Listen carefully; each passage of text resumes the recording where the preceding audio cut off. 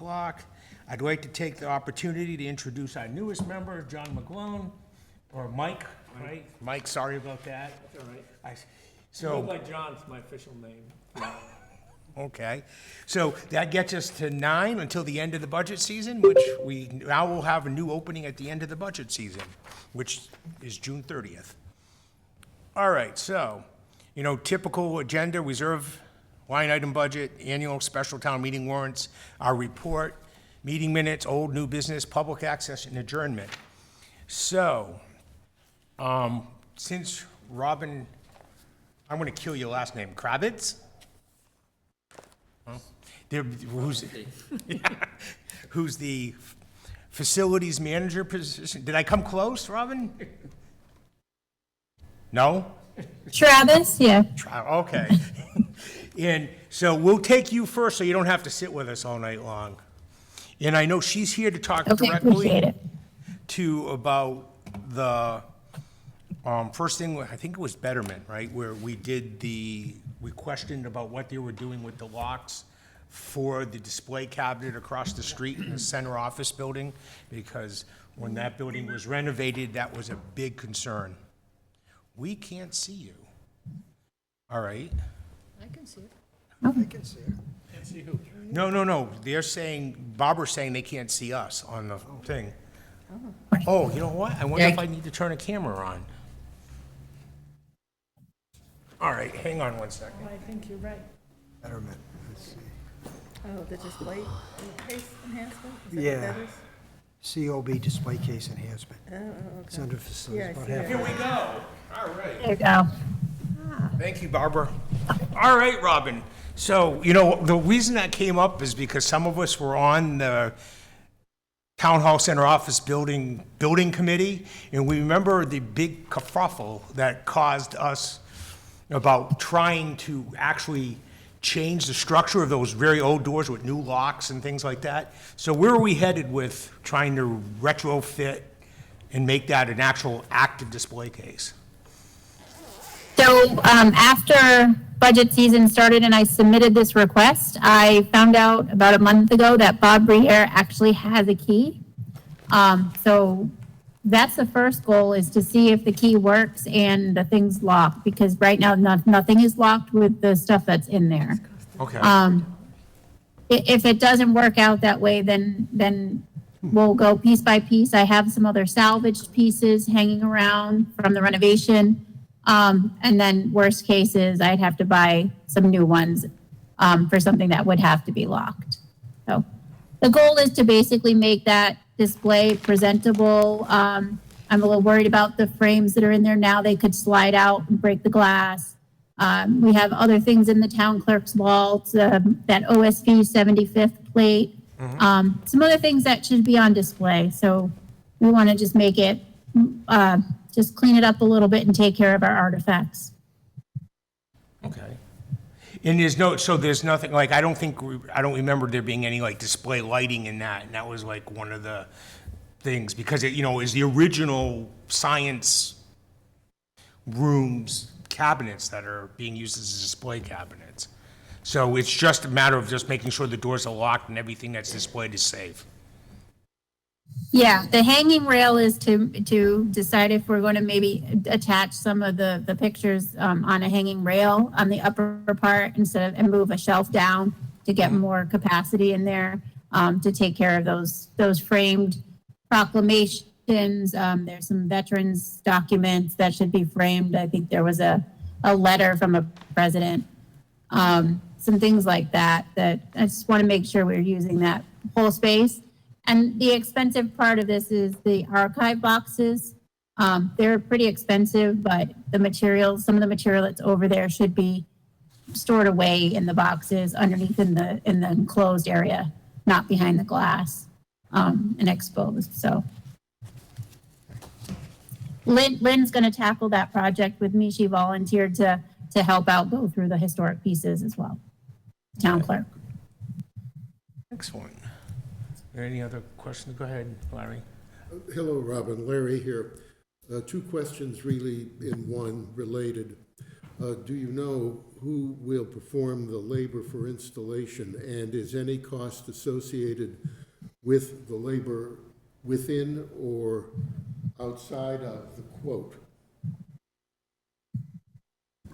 Right now it would be just me, but if I had to get into some of those other pieces, for the hardware or the doors, I might have to bring in, somebody like Joseph's Lock or something like that, but I intend it being very small.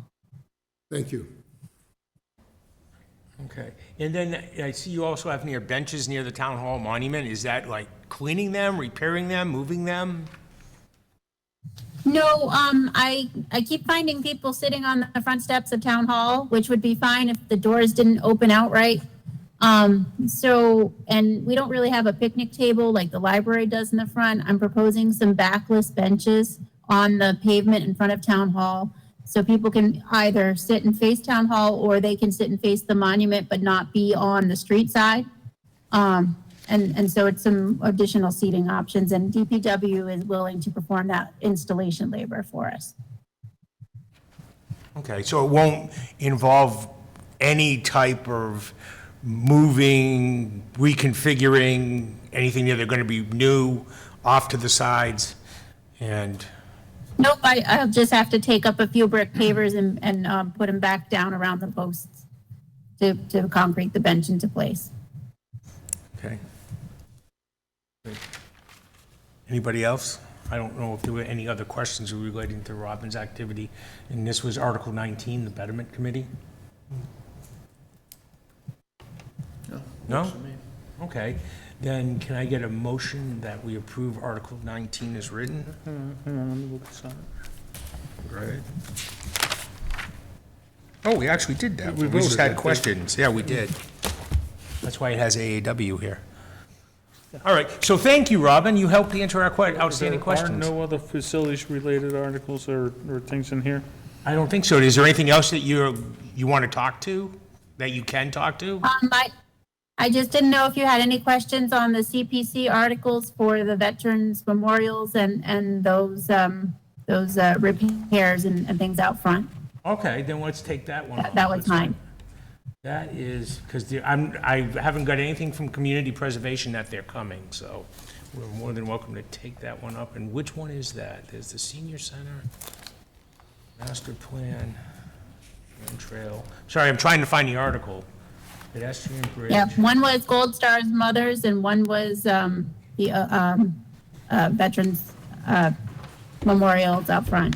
I see the the honor Gold roll. Star Mothers is Article 14. Is the other one honor roll and Civil War Memorial Restoration? Is that the one you're thinking of? Yes, yep, both of those, yep. So the honor roll is the one in front of town hall. The Civil War is the obelisk in front of the library. Those both need additional cleaning, a little bit of mortar repair. The biggest issue on the obelisk in front of the library is that the lower stone is kind of rotating out toward the road, so that has to be reset. So there's some repairs to do, just to make sure that we stabilize these memorials and make sure they can go forward. These two are the easy ones. Across the street at the Gold Star Mothers, there's a little bit more work involved because the landscape has become very overgrown and it has kind of overshadowed the memorial and caused some biogrowth on the stones. So that one's probably more of bringing in a landscaper to help us with some similar plants, and I do know the sensitivity of that. I've been talking with Mike. He's talked to the Gold Star Mothers. So it's not just me doing, I'm definitely, involving the people that we need to involve in that conversation. Great. Okay. Any other questions? Those are Article 13 and 14. 14, what's 14? That's the Gold Star. That's the one right in front of the center office building. You kind of see kitty corner. All right, then. We'll go back to 13. And really, in Article 13, that's just normal weathering, wear and tear stuff you're trying to repair before it gets to a point where it fails. Yeah, okay. All right, so do I have a motion to approve Article 13 as written? Okay, Mike, Second. Somebody else? Kathy. Hold on a second. Ken, you had a question? No, fine, thank you. Oh, thank you for I catching thought that. he- Okay. Go ahead, Larry, do you have a question too? No? Okay. So I gotta make sure I get Joe in the suite this time. Okay, so all those in favor? And that's 9-0. Haven't been able to say that for a long time. And nine, here you go. All right, so moving on. Article 14, Community Preservation Gold Star Mothers. That's set across the street. Wow. What the heck's wrong here? There we go. All right. Do I have a motion to approve Article 14 as written? So moved. That's Kathy? No, that's That was Lee. Lee. Lee, oh, sorry, thank you. I know, we look so much alike. I'm trying to listen, so that's oh, I got Ken actually there, thanks. Any other questions or comments related to this article? Seeing none, all those in favor? That's 9-0. Sorry he insulted you, Kathy. rough crowd. Okay, so Robin, I think we're good. I don't think you need to spend Okay. the rest of your time, evening with us. So thank you for coming and answering our questions. Oh, no problem, anytime. Thank you. Thanks. Have a good evening. You too. Thanks, Robin. Okay, Bye, Ron. so, let's go back and deal with the line item budget, and then we'll go back and move through this. So, according to my little way of tracking this stuff, we're done with page C1. Same with C2. Blue tab, Mike. C3, C4. Now C5, I had nothing there. What, Am I just completely missed it? facilities, Yeah. town hall? Yeah, that's, I just must have missed a page when I was going through my notes and trying to reconcile back. Okay. Because I don't have anything written like we did nothing.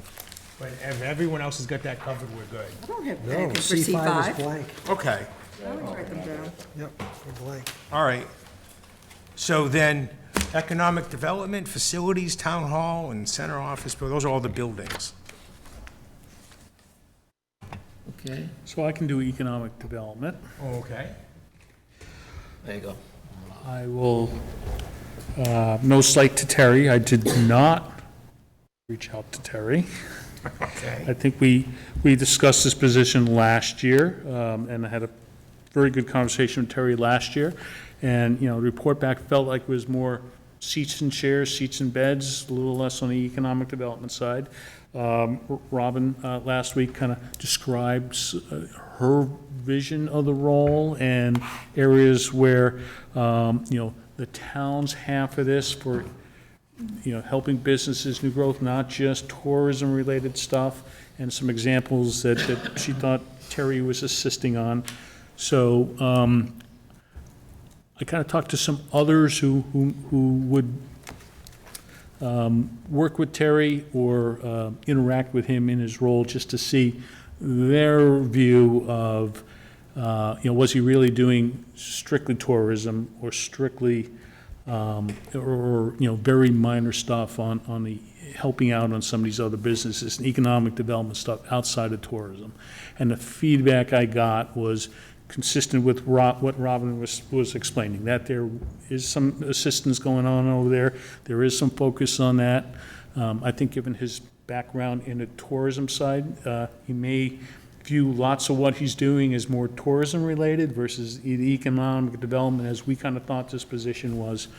But I was getting confirmation of, the role outside of tourism that position was doing, and additional opportunities down the road where they were going to be looking to work with Terry to assist in those roles, separate from the tourism support that he's providing over there. So, again, I didn't want to leave Terry out of this, but I felt, at least to cover the loop, to see, what we're hearing about, from others, and the role is really what we're getting, and I was able to get that confirmation. Budget-wise, there really isn't any changes in the air that's worth noting and going on, so.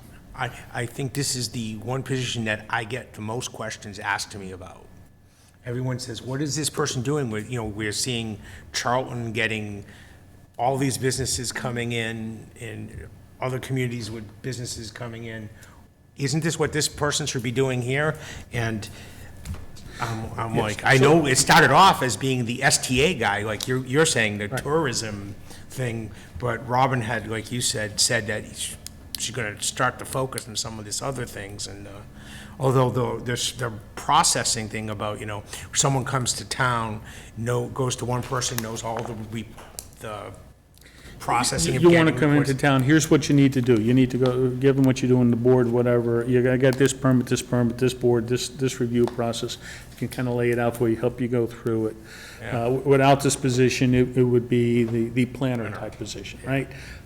Which does planning, but, doesn't do the Concom piece. This is one way to bring all those pieces together, and again, I think there's an expectation and belief of others that that role is doing that, and there's more opportunities to continue to do that. So we're still- And others are kind of relying, leaning and focusing more on incorporating Terry in doing those things for the town's funding of this as well.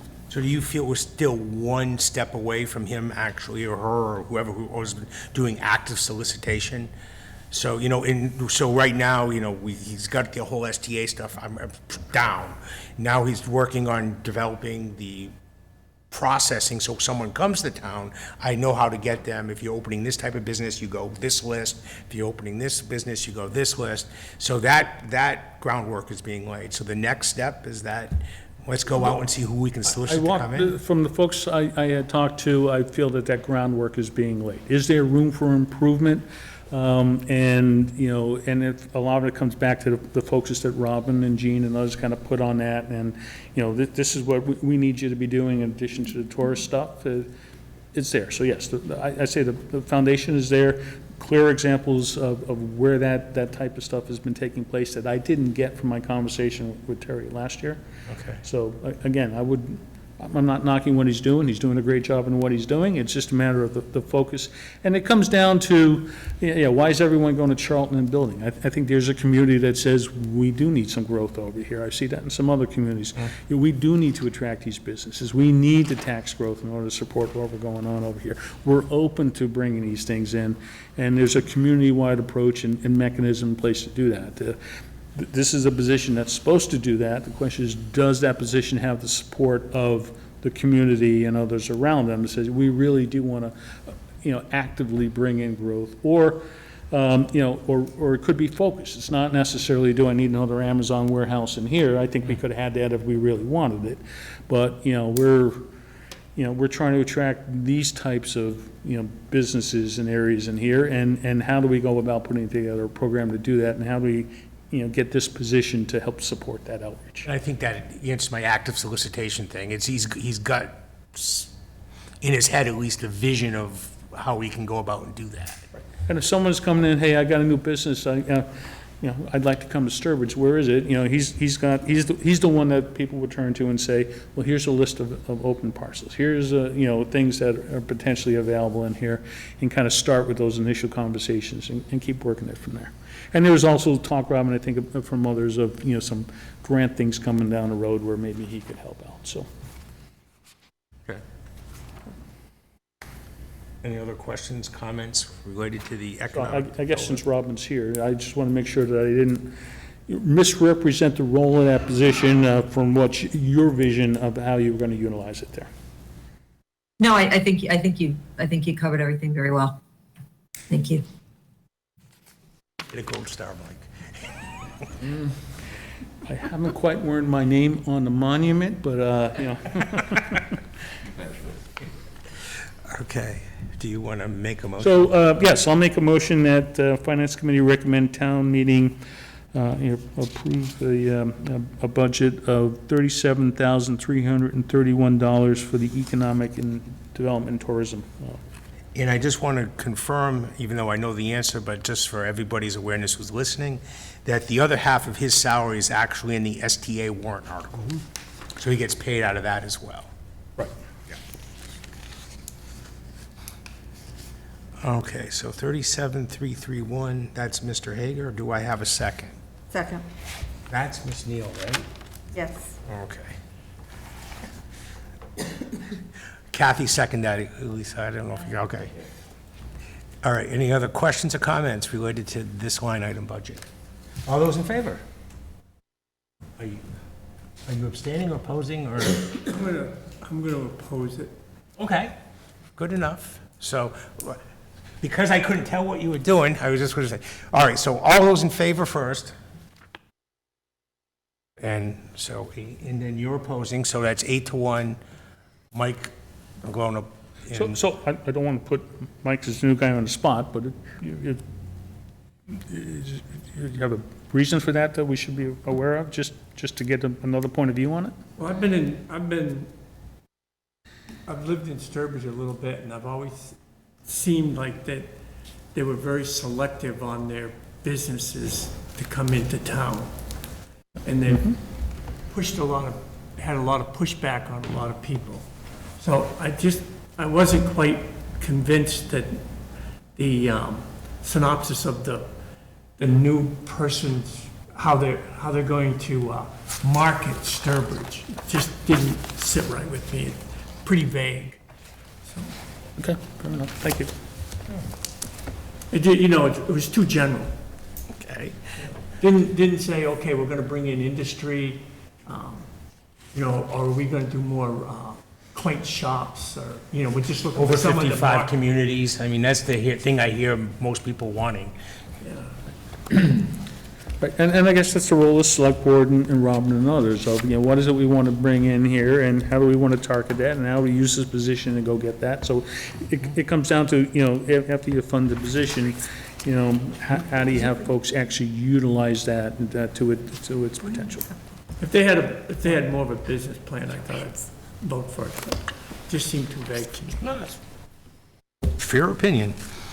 She was trying to say something on that. Who was, Robin, did you have something you wanted to add? No? Okay. All right, so facilities. That's Yes. yours. Yeah, I met with Robin C., and we discussed it. Actually, the budget's, it's actually gone down a bit because of some purchases last year, curtains and what have you, blinds for the library that are not being done this year. Had a good discussion. I was primarily concerned is how efficient she operates, her cost, what's the drivers. And I came away that she runs a tight department. I think the facilities departments run well. We had good discussions and the like. So I didn't see anything outside of numbers-wise that would lead me to believe that she should be doing anything differently, or the budget was out of line with what would be an efficient budget for her department. So unless there's other questions along this line, I make a motion that the Finance Committee recommends to town meeting the amount of $151,298 for facilities. Sorry. Seconds, okay. Mike seconds, thank you. Any further questions or comments? All those in favor? And I'm going to take that to 9-0. Sorry about that, guys. It's okay. My phone, so I thought I had it down. All right, so Town Hall, that's yours as well, Ken. Thank you. Town Hall, same scenario, had a meeting with, obviously, Robin on all three of those things. Same exact discussions, if you will, as far as what she's doing, her needs are, what she's doing supplies. The budget actually came down again from last year. I didn't see anything out of the ordinary from that perspective. Again, I think the department's run efficiently. I think she looks at ways to cut costs along the way. Unless there's any questions, I'd like to make a motion that the Finance Committee recommend to the town meeting the amount of $34,400 for Town Hall. Second. Thanks, Mike. Larry? No, Mike. Mike?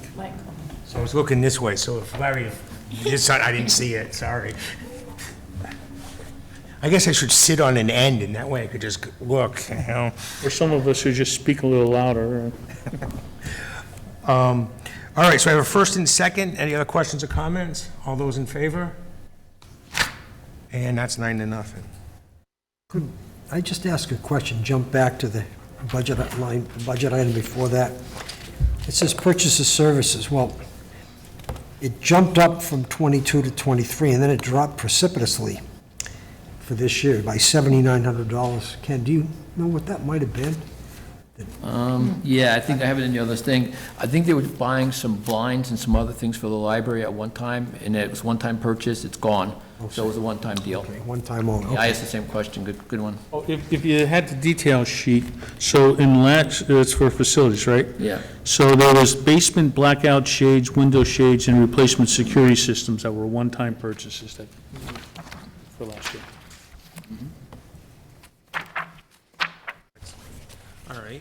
In a central office building? An office building, yeah. Scenario, the same is true, again, a ditto for what we talked about facilities in town hall. The only thing I would like to, I guess, summarize this, I think Robin did request an additional person for her department. It was declined. I think we should keep an eye on, I think Robin has some good ideas, maybe even, we talked about a box truck maybe to put the equipment in somewhere down the road for taking care of these facilities and the like. So we generate some pretty good ideas, none of which is going to affect the budget this year, but I think based on what Robin's doing, and obviously there's some risk and safety factors involved with the number of people and how she operates, I just think that down the road for not this year's budget, but going into next year's, or as time goes on, that we just keep an eye on that also to make sure that she's getting the full support she needs. So, but outside of that, the central office building, in discussion with Robin, like I said with the other two, the facilities in town hall, I think the department thinks a little bit out of the box. I think she's efficient. And from that perspective, the budget's even down a tad bit from the previous year. So unless there's any further questions, I'd like to make a motion that the Finance Committee recommend to town meeting the amount of $33,400 for central office. Second. Any additional questions or comments? All those in favor? Okay, it's 9-0. Okay, going on from page C5, I have C6 is complete. The police department, Joe, are you ready to handle that one? No, I'm meeting with him tomorrow morning. Okay. All right, so moving past the police. C8, C9 are done, C10 are done, 11, 12, 13. So the only outstanding issue we have on the line item budget is the police department, and you won't be able to do that to the 18th, correct? Okay. And, Robin, do you have an update if the labor agreement has been signed?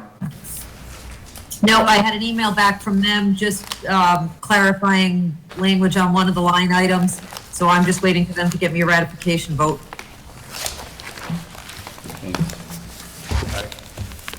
Unfortunately, it's kind of out of my hands right now. They have to get their body together to do that, but I will, I'll email them again tomorrow. I'll email Ron tomorrow, Detective Robichon.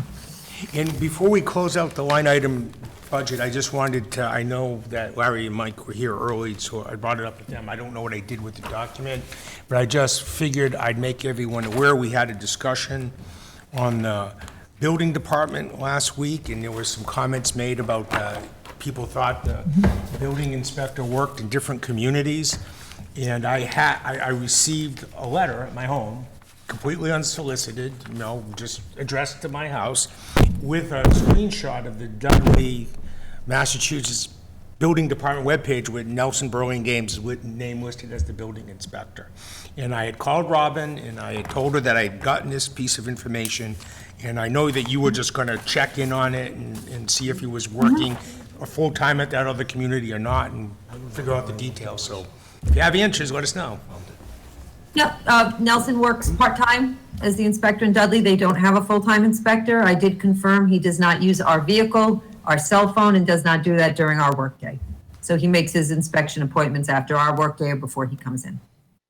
Okay, great. There's no violation to the personnel agreement in doing that. No, I just, you know, like I mentioned to you, I didn't ask for it, it showed up, and I figured we'd ask. He's also the alternate. Fair question. No, absolutely fair question. And it looks, because it's on the site as, you know, the building official for the town of Dudley, it appears like it's a full-time job, but they just happen to have they have a little less going on, I guess, so they only have a part-time inspector. Thank you. I saw it myself I saw it online. myself. Okay, So now we'll move on to the warrants. I don't have any new warrants, nothing, no new details on what was done, so we're still working off of the ones we had in the previous meeting, which were the 27th. So we'll just work through like we do with the line item from the front. We have Article 1 done. Article 2, the CPC report. Barbara is going to be delivering that sometime next week. She hasn't had a chance to put it together, so we should be able to see a copy of that next week. Come on, Kevin. Article 3 is the administration fund. That's the same one they've been using for years. The amount has varied up from 10 to 20 to 15, depending on what they were talking about doing, but it's kind of their, like it says, administration funds for to help them do what they need to get done, or I think the summary box pretty much explains it. So I don't know if anyone's interested in approving Article 3 as written. Well, I think the key thing there is any unused funds appropriated shall revert to the CPA undesignated fund balance. So if they don't spend it, it stays in the fund, so it's not really. Just like, we set a DPW budget and we don't have an operator and there's extra money in the salary line and it goes back to the general fund and free cash. So I'll make a motion to recommend to town meeting that they approve Article 3. Okay. Second. Jim and Mike. Any other questions, comments? All those in favor? 9-0.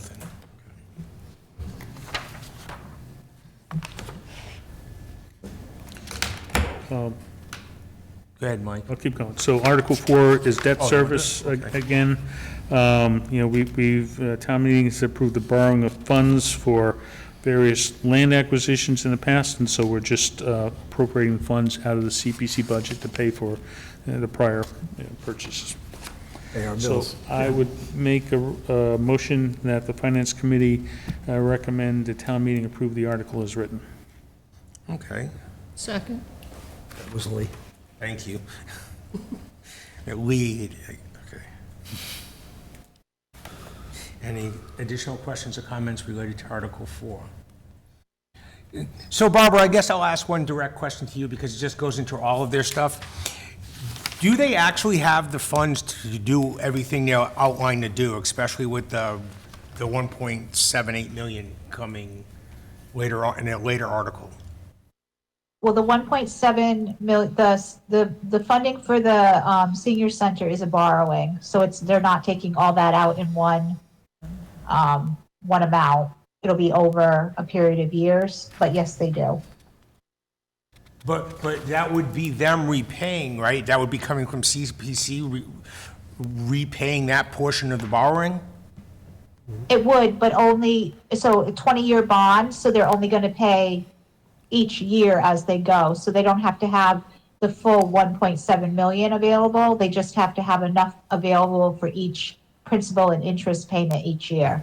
And what would happen if the town decided to revoke the surcharge? You still have to pay until, Right, we'd still have Even to if you pay, voted yes. for it, And you would still have to be obligated. Yeah, okay. you know, we want to maintain that the level of their debt never exceeds the local surcharge, and it does not. I'm sorry, Barbara, I missed that one a little bit, because you are a little low in here right now. No, volume I'm wise. sorry. So the best practice is that if you have debt through Community Preservation Act, you don't want the principal and interest payments to exceed what you're taking in as a local surcharge each year, because if the funding level from the state went down, you don't want to be relying on the state funding Right. to pay towards your debt. So what I'm saying is, with this project, they still are within their surcharge amount that's collected each year Okay, towards debt payments. perfect, great. Go ahead, Mike. So Kevin, I thought the question was, great, that's the way it looks in our forecast and we can afford that for the next 20 years, but 2 years down the road, town decides we're tired of paying that surcharge, we don't think we're getting the value for it, and they take some action to no longer have the CPC surcharge on the tax bills, and therefore those revenues that we're expecting for the next 20 years go away. Yeah, but that was my question, but the answer I heard was that we're obligated to collect it once we authorize this debt. So even if the town wanted to revoke it, it can, it's still got to collect So it. we would still collect it through some type of CPC charge, even though we're not collecting other funds beyond what we've already done there. Okay. That's what I heard. Am my assumption correct there, Barbara?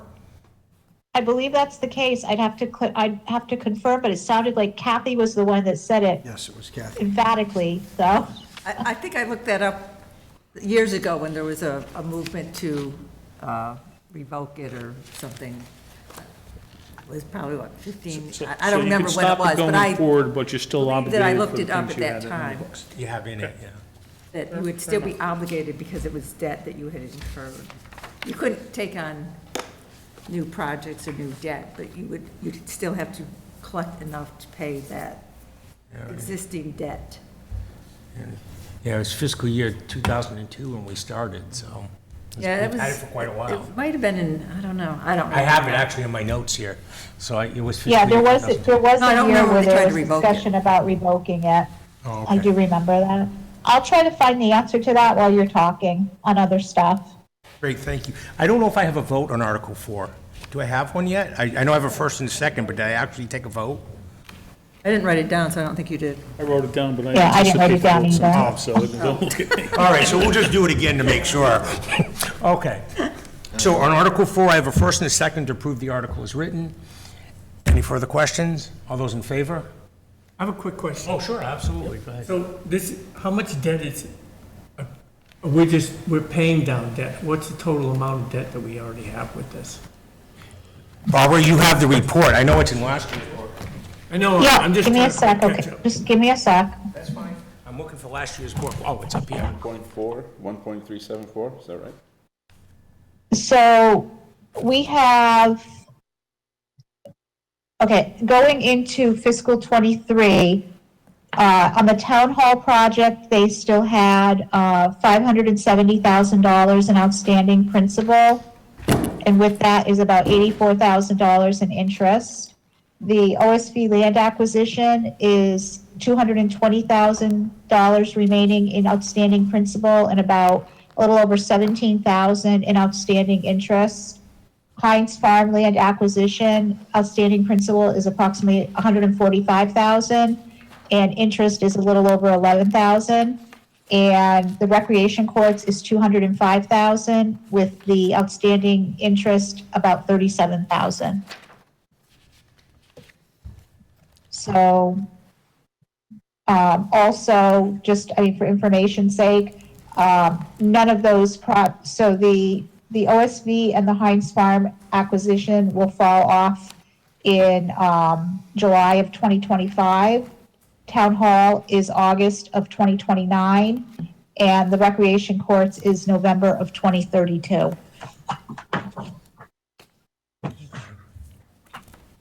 Thank you. All right. I was gonna say, and do interest payments on these, do they vary per each one? Yeah, and I don't have that information with me. But we've also, I've also refinanced all the debt that we were able to when the interest rates were low. So, anything that was originally borrowed at a higher interest rate was refinanced. So we're in good shape there. Good, But yeah, different terms, yes. good. Thank you. Kevin, Yeah. if I could. Yeah, please. There's a DLS advisory, or whatever they call them, back in 2019, that says if you do revoke, you still have to pay any obligations incurred. Okay. And it doesn't actually take effect immediately. I think it said it was a couple of years. I didn't read that part. But anyway, if there's still outstanding obligations, you are obligated to pay them. Okay. Not exactly how should that, if you would then collect less if you only needed so much, I don't know. I didn't get into it. Barbara can figure that one out if that ever happened. No, Yeah, so it says, except if you revoke it, you have to wait at least 5 years after the referendum passes.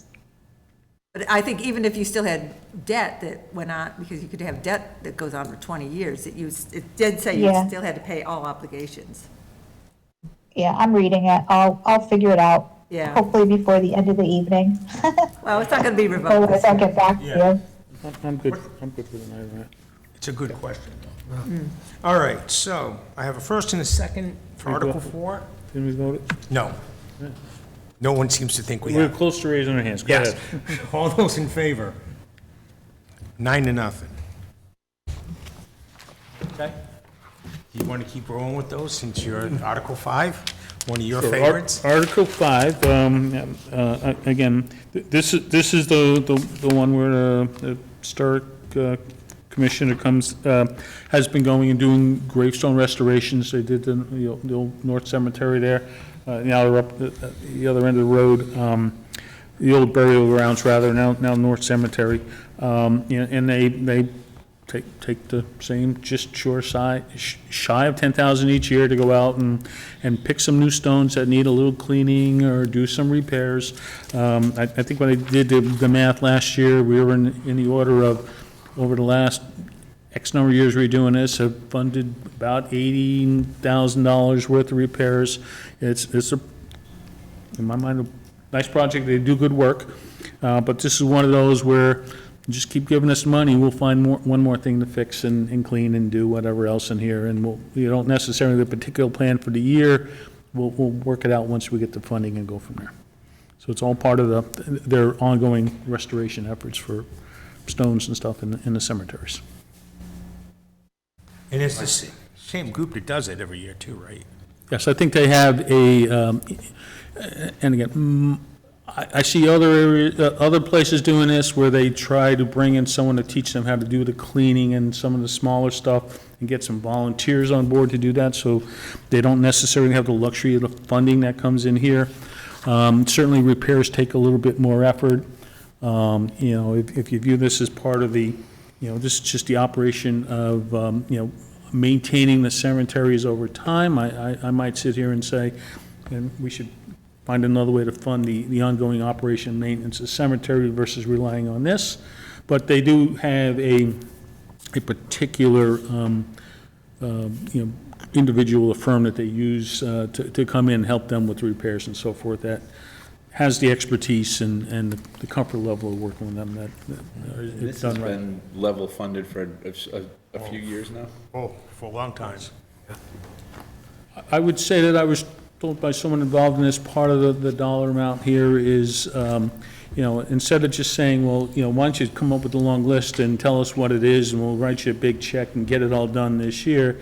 This level of funding says, procurement-wise, you have a little bit more flexibility to continue working with, a preferred vendor versus having to go out and solicit and do others from there. So I think part of it's tied towards, how to be able to work with someone in there and, how to come up with a manageable amount of work for that year. So are you, I'd like somebody else to make a motion if they were so inclined. I'll make a motion that the Finance Committee recommend to town meeting that they vote to approve Article 5. okay. Do I have a second to Jim's motion? Second. Kathy? Any further questions, comments related to the 9,500? And then all those in favor? Opposed? So it's 8-1 with Mike in opposition. And again, I think they do a great job. I do a lot of family history, nice stuff in there. I just think there needs a little bit, there should be a more defined plan. A more defined plan or end date versus $10,000 a year in perpetuity. Yeah, I'm going to go back, I'm just curious, because I keep all the books, how many years this has actually been ongoing, because it's well into I over a have my other decade. notes listed out there, but it's been more than 5. Probably close to 10. Okay, Well, I've been on this committee 8 years as of this year, and it's been on it every year for those 8 years. okay, Article 6. Kevin, I have an answer to your question about debt. Yep, Okay, so if there's not adequate funds in the fund, then the CPA surcharge continues to build up a balance to cover the debt. And then if it starts to, you can also, if the continuing the surcharge is going to generate too much, you can petition the director of the Bureau of Accounts to decrease the percentage of the surcharge to just be able to cover your debt. Oh, okay. Thank you. You're welcome. Okay, so Article 6, this is the CPC Fisk-Hill Conservation Restriction. So I take it this is the funds we purchased last year. It's kind of between Fisk-Hill and Old Farm Road that where they're looking to build trails. That was 2 years ago. Was it 2 years ago? I don't think so. I thought it was last year. It was last year? No. Yeah. So I mean, this is, I guess, what does this actually do? Does this put some type of restriction that gives it to the Conservation Commission, gives it to the Board of Selectmen? Who's it giving it to? So we are required, any purchase, any land we purchase under CPC money is required by state law to be under a conservation restriction where a separate entity holds the restriction on the deed. It's a requirement of state law. Opakam Land Trust does some of them, Department of Fisheries and Wildlife. There has to be a separate entity that holds the deed. And so this is the money that goes with that. There's actually money that goes with that process. There's a cost to it. It's a requirement for any property purchased with CPC money for preservation and open space purchases. Right. And that was my question, because Joe said we did it last year. Did we use CPC money to buy this property or not? Yeah. Yes. I couldn't remember what the source of the funding was. I guess that's interesting. Then why wouldn't we, if we expect that this is always going to happen, why wouldn't we have We've been included here. this in the original cost? That's a good question. If we bought it for that purpose, I agree. Why wasn't it? Why wouldn't any of the CPC purchases of land come with this built into it? Built into the cost if it's required per Robin's comment. Maybe, I don't remember. Did we have to do this on the Plimpton property? We I bought would that a think- few years ago? I think a bunch of the other parcels, especially where all these trails are going, I don't know if they have conservation restrictions, but they were certainly passive. I think that's been the issue in the past. We've been using some funds, buying some things, and it's becoming passive, and we're kind of tying hands for future generations to say, I'd like to, use that parcel for a different purpose.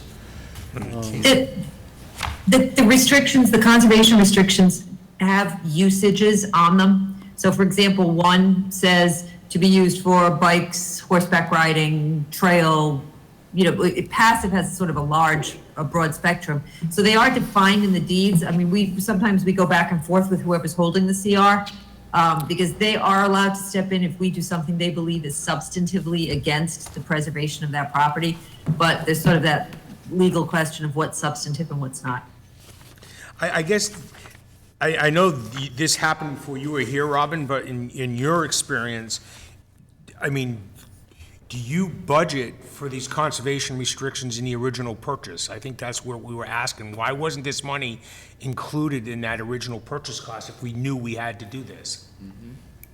I don't know, it may have to do with the decision on, after it's purchased, who they're planning on putting the restriction with. And it may have to do with that because the price may be different depending on who holds the CR. I'm not 100% sure. But it's I a can get you an one-time answer. cost, so you pay the $60,000 for them to take over the CR and that's it? Well, some of them you pay a maintenance, some of them you pay, like a $45,000 cost. There's legal expenses that go with it. So it's a little baffling to me that the Commonwealth does this, but. So in this particular one, do we know who they're giving the CR to? I may have that in my notes. Give me a second.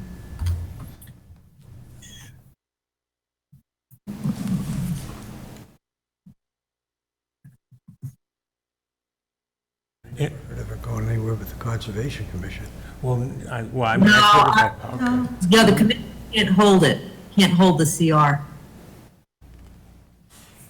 Well, she's looking for that. Does anyone have last year's? Does anyone remember how much Well, that's the right. parcel cost us last year? That's what I was looking for. I haven't been able to uncover it. It wasn't that expensive, I So was it surprised was for what kind of the, land it it was was. the It wasn't that special town expensive. meeting in June of 2021, Okay. and was 155,000. There was 3 different parcels on Fisk Hill Road.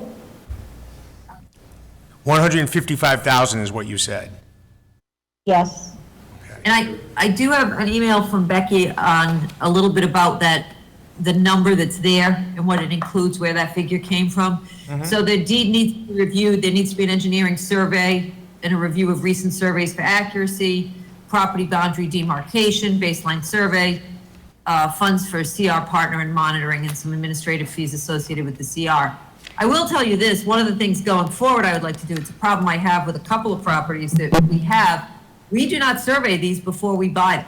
And we've had some controversy in a couple of cases on where the boundary lines are. So I will tell you that going forward, before we buy, I actually want the surveys incorporated into the cost. I think it should be separate out. If there's some reason the CR has to be done separately, that's fine. But I do think going forward that we should not be buying anything until we survey it and know exactly where our boundary lines are. I mean, you would think you would do that with any property. That's part of the due diligence. I mean, I'm in the process of doing a survey right now on one because there's a dispute. I'm sorry, you're kind of fading in and out, so I didn't.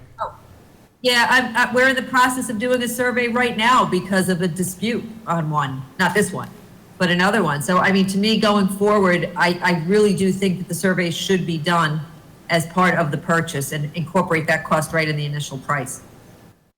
Now, what would happen, what would, I guess, the ramifications be if this wasn't funded and we didn't put a CR on this project? We'd be in violation of state law. And what does that mean?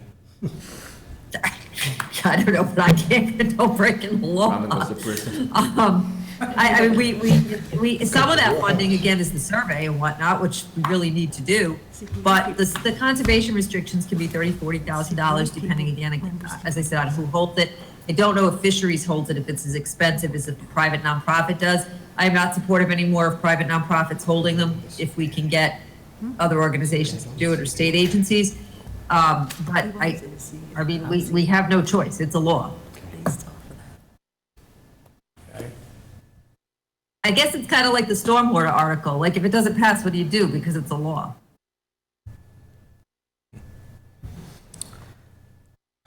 I can get more from Becky specifically on if they have someone selected for that. I tried to see that in my email. I don't see a specific on that from her yet. Okay.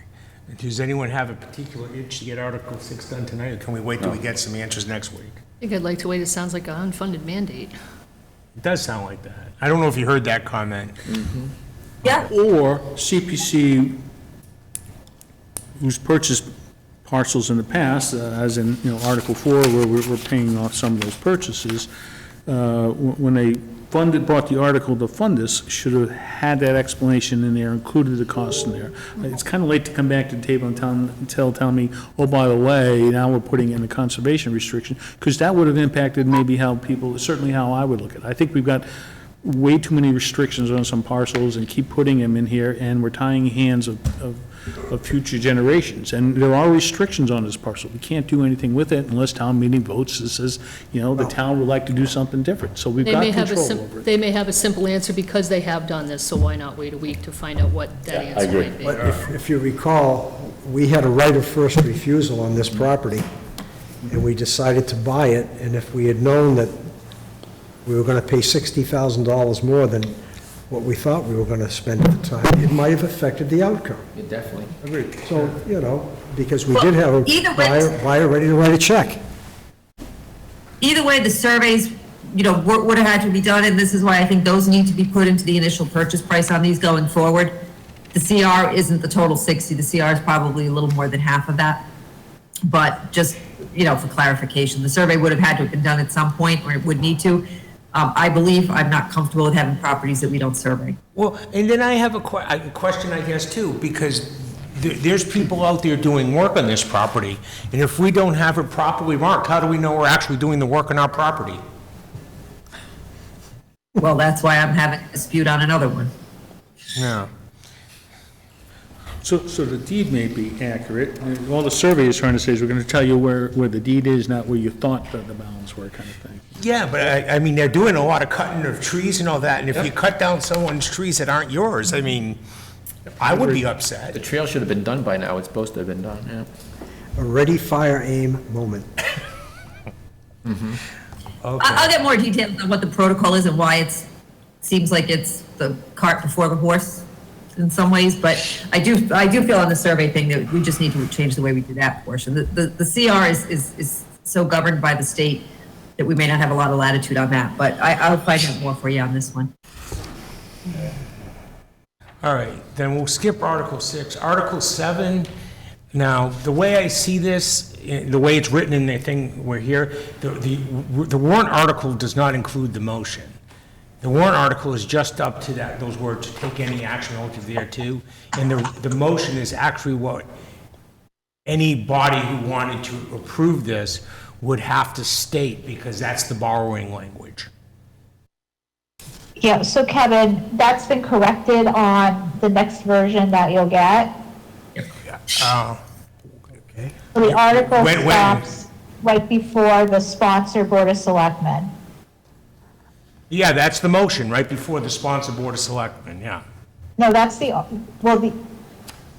put it above instead of below. Yeah, right, we fixed it, what I'm saying, Kevin. So the article, and then that recommendation is gonna be under your recommendation. yeah, I know. If you support it. I'm sorry. Right, Okay. that's what I was trying to explain to everyone, that the article doesn't include the words below motion senior center, because that's the borrowing language that we need to make in the official motion, if we choose to support this. Okay. So Robin, again, bid opening for this is May 18th? It's the 18th, yes. I'm sorry, what's the significance of the 18th? That's when they're actually gonna open the bids and find out what the real costs are gonna be to build this, so. We've approved 12 million, we're now asking for another 1.8 million. We're hoping that's enough. Bid openings come in, if the number's 25, we got a different issue. If it's, with less than or equal to the numbers we've approved, then we've got enough money set aside and we don't have to go back and find other funding mechanisms. So right now, I think the belief is this should be enough to cover the expected costs, but we won't really know until bids come in and we have a better idea as to whether it truly is a $14 million project versus something more or less than that.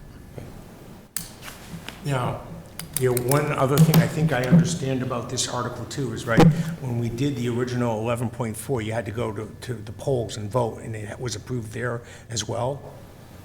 So that approval is done, so with this additional funds, it falls under that approval, so they don't have to go back and get a vote.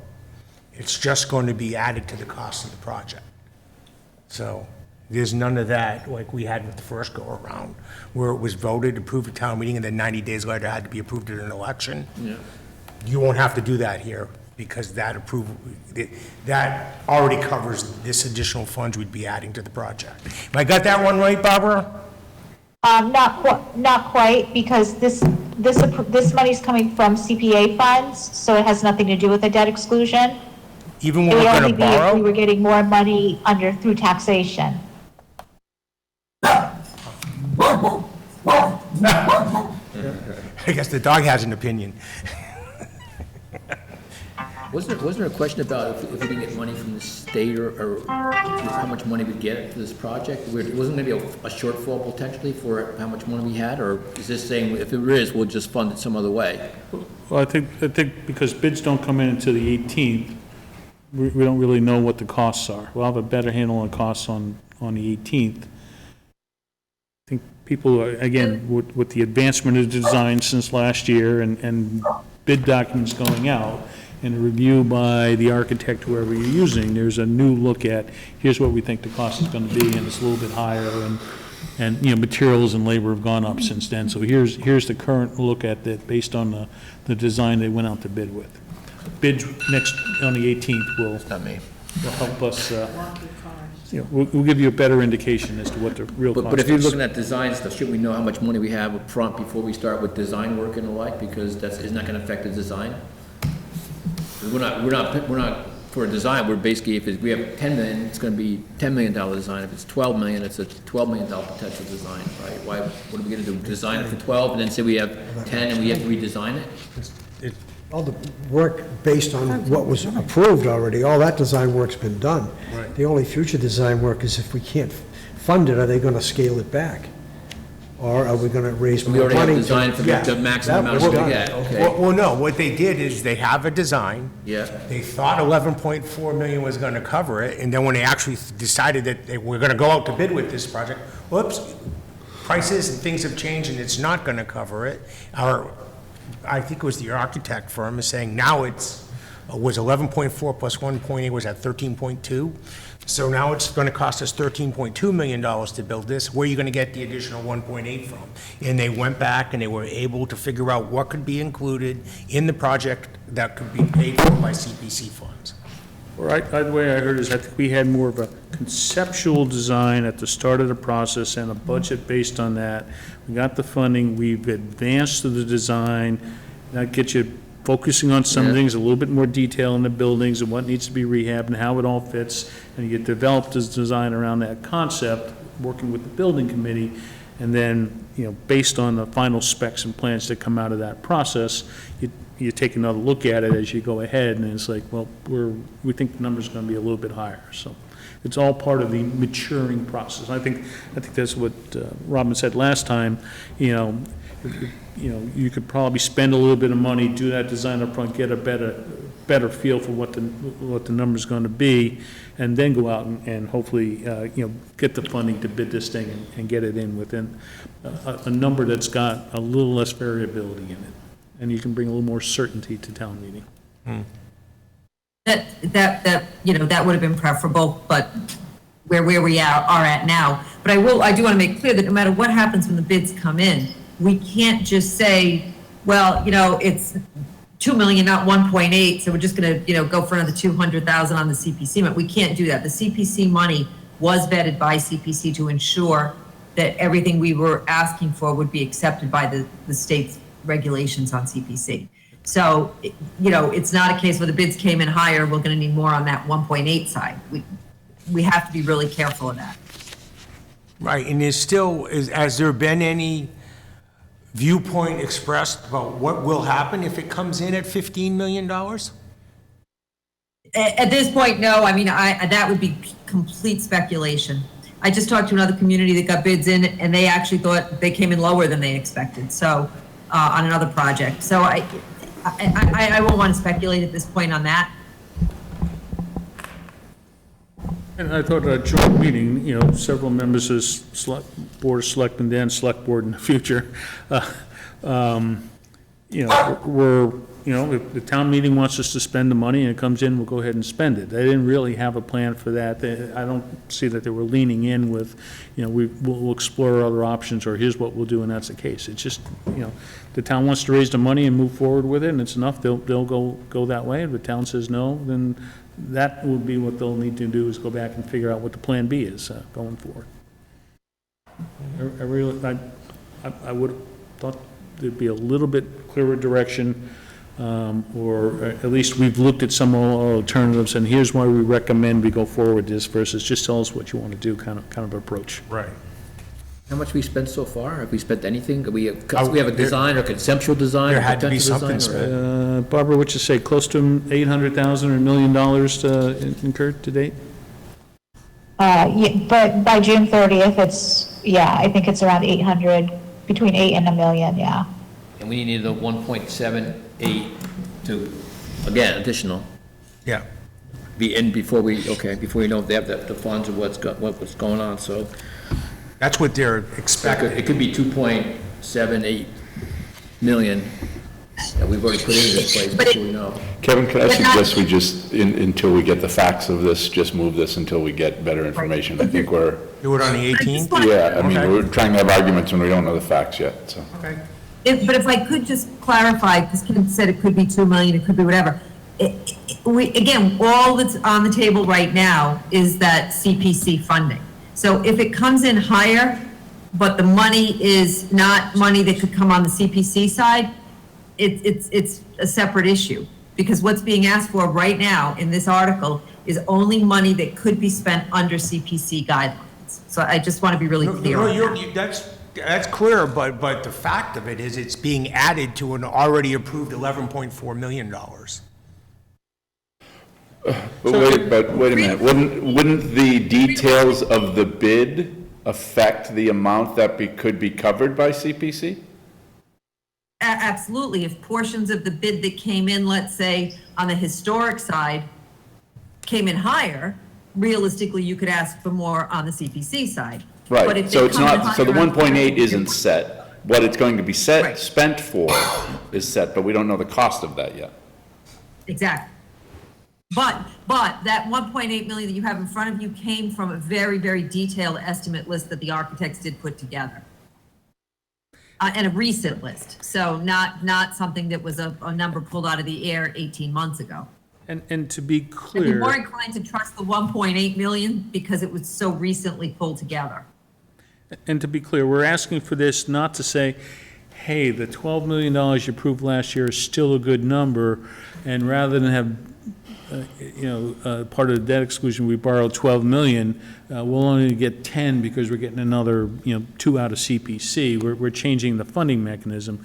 We're asking this because we think the $12 million building that we approved last year will be a $14 million building, based on what we're seeing right now. It's a higher cost. So, that's the fundamental step one is, does it make sense to continue and does the town want to continue with renovations to the senior center at a $14 million price tag versus the $12 million price tag? Or does it want to consider other options before it makes that additional commitment going down that? But I do think people have to understand that this does not impact that debt exclusion number. They will not see a difference on their tax bill as a result of this. This CPC funding is what it is. It doesn't increase CPC funding and it doesn't increase the debt exclusion.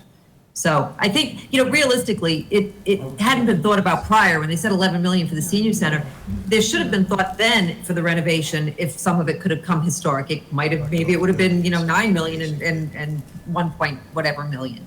But the reality is that 11.4 that was borrowed is likely going to have to all go toward non-CPC type portions of the project. All right, so I like your idea. We'll wait to the 18th and see what you get for bid numbers that night. And hopefully they come in Yeah. lower. Robin, did the Board of Selectmen vote on this Monday night? Yes. Yep, they voted everything forward for placement. What does that mean? There's a difference between, they voted to place it and going and show it that's considered a town meeting, or did they actually vote to approve it? There's a big difference. They voted it as one. They voted collectively. They didn't do two separate votes. They just took a vote on it and voted the articles as they went. They voted place and support, Thank you. Kevin. Yes, that was the motion, place and support. Thank you, Barbara. Because that's a big difference between placing and support. No, yes, they were supported. All right, Article 8, Plimpton, master plan and related enhancements. So, for people who aren't been in town a long time, where is the Plimpton property? New Boston Road. Okay. Corner of New Boston Road and Allen Road. I mean, look at the summary box. It's like, okay, where is it?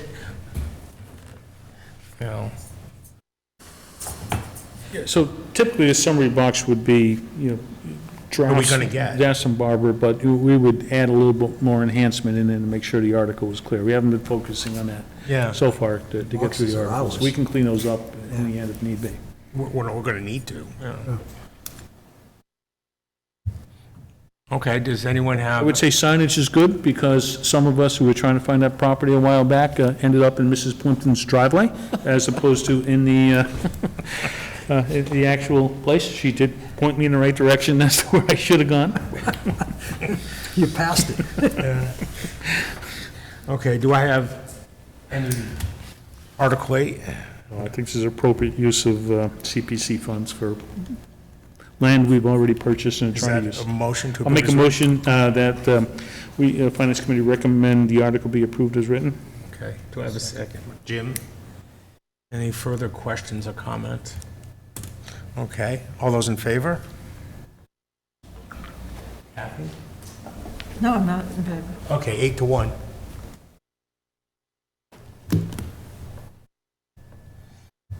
All right. All right, let me just do that. A-W, just so you know, we acted on that one. Article 9. And, you know, Robin, we're moving forward here, assuming that none of the verbiage of the warrant articles changed, right? And that, they did nothing to the actual articles on Monday night. No.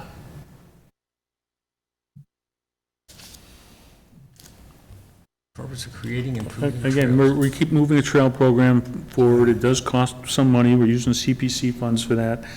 It would cost a heck of a lot more. We didn't have the army of volunteers that they bring together to do a lot of that work. So once the volunteers get tired and stop coming, it will be a lot more expensive to develop trails and maintain them down the road. But this is a small amount of money, relatively small amount of money, consistent with past years to, keep adding signage and making improvements to the trail system in accordance with their overall plan.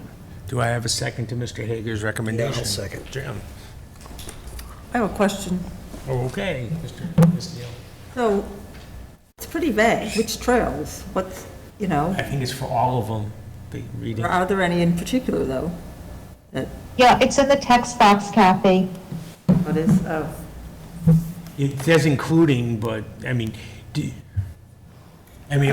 might be none of those, it might all go to one. and- Nope. No, that's what was given to us. Those are the parcels. Yeah, but you know what I'm saying? They're basically listing everything they own, so they can do it anywhere they want, or they could spend it all in one place. That's how that reads. Am I reading way Actually- too much into Yeah, it? but there are other articles related to other trail properties, like Grand Trunk.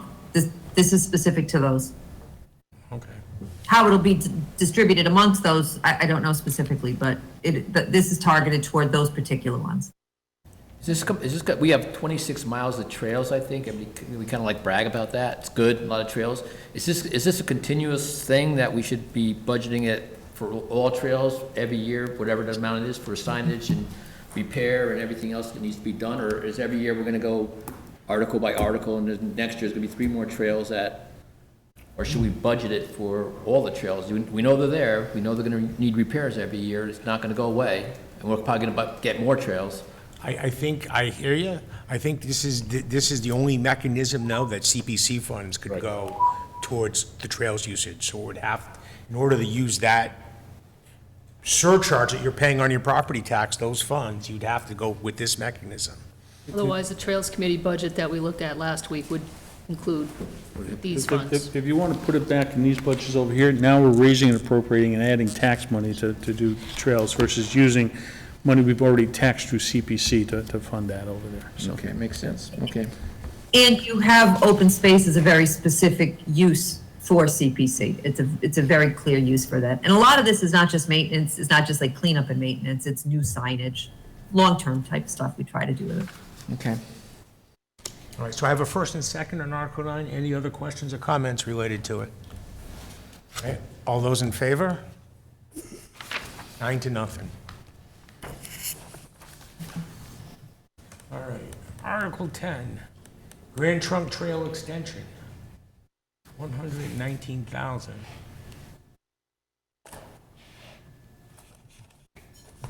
Say fund balance. Okay.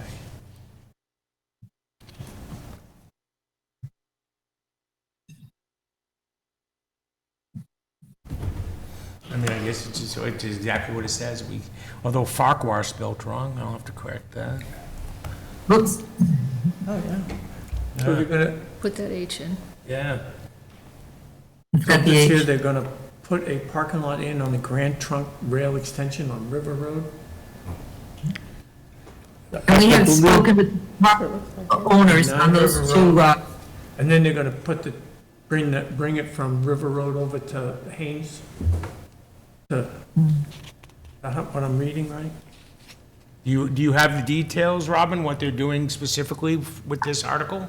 Not off the top of my head. Those 2 river properties, we have easements. We've worked with the property owners on those easements to cross through. But yeah, the majority is for the parking lot. I'm not sure exactly where this one connects through. So if I remember this right, if you start at Westville and you take the upper trail, you head down the Yeah, I know, river. I'm taking the trail. You get to the bridge and it kind of ends. Yeah. So I think last year they got, You can take it all the way to continues now. River Road. right, so they got some money and they got last year and some grants and stuff or federal money and they moved it to River Road. Right. River Road, Farquhar Road kind of area over there. Right. And so the way I'm seeing this article is, if you wanted to start your hike over in that Farquhar Road, River Road place, there really isn't a place to park your car and start your hike, right? So it seems like they've worked with the properties owners over there to grant us an easement to allow some parking so that you could, park there and enter the trail from there versus have to start at Westville or someplace else. And this That's is the way I'm also seeing this one. you're Bringing the trail. all And way then over the here. design piece says we want to continue the Grand Trunk Trail. We finally got rights and money and got it to up to Farquhar Road, River Road. Now we want to take it from here and get it further down the road. So there's money in here to help them with the design phase to keep moving that trail We're forward. talking about to Haines Street, which would be Old Route 15. Yep. And there's a monument over there that, geez, I can't, Henry, Yeah, I know what you're talking about. Henry did it. I can't remember his last name, begins with an M. But right now, the trail begins, if you enter Farquhar Road from River Road, the trail pretty much begins on the right-hand side of Farquhar Road. They have the poles up and goes down. At the beginning of Farquhar Road, as you enter from River Road, on the left is what would have been the rail bed. And there's nothing there except the rail bed and the stream that comes across from the campground that goes under that and creates that large pond. And I think they're trying to complete this, going all the way back to where the Candy Mansion used to be and all the way out onto, but it's all woods there and there's houses. And it sounds to me like they're trying to buy a piece of that property to put a parking lot along that trail because there's a lot of open space along there. So but that's the general gist of what I think is going on, as I travel that way almost every day. And again, whether you're a trail supporter or not, this is consistent with the Trails Committee plan for that 50 miles or something of trails, and especially, the Grand Trunk being, and then, it connects from there, and then we've got an article, because the Grand Trunk's over on the other side by, in front of the Village Road there, whatever, and kind of connect that whole trail from one end of town to the other, back across the old rail bed there. Yep. And they just keep working section by section, so. Yeah, Mike, I would just amplify that. I think this committee in the past has talked about the need for and compliance with the master plan, and this, article does that, so I agree with your key point. I know people that are anxious to get in there because you can't use it right now. At least it says no entry. Looks like it'd be a pretty pleasant walk to go all the way to Westville. Okay, seeing all the discussion, is there a motion? Wait, can I ask one more question? Sure, absolutely. Is this all contingent on an indication of willingness to grant the town an easement? I mean, we're spending $100,000? We have letters from, because we're also going for grant money on this. So we have letters from those 2 property owners. But there's no easement recorded yet in the Registry of Deeds. I don't think it's been recorded. And if you don't have funding to pay for the easement, you can't enter into the easement. So I think we're appropriating money for the purpose of hopefully proceeding through and closing on an easement for this purpose. If we don't have the money, then we can't have the easement and discussions in there. If you Robin, have the money and you can't come to terms, then you've appropriated, but you haven't spent it, and then we will find Right. another purpose for it. And Robin, I may be mistaken on this, I might be thinking of something else, but isn't there like a land swap involved in this where we're getting a piece of, to get the easement, we're getting a piece of private property in exchange for carving out? I think that was last year's article. Am I where thinking of a we were- different we were one? trying to get Okay, the- I'm sorry, I Private apologize. property, that's right. Yeah, that wasn't this year's, no. Okay. I think that happened. Any other questions before I entertain a motion? Anybody? I will make a motion that the Finance Committee recommend town meeting approve the article as written. Okay. Second? Second?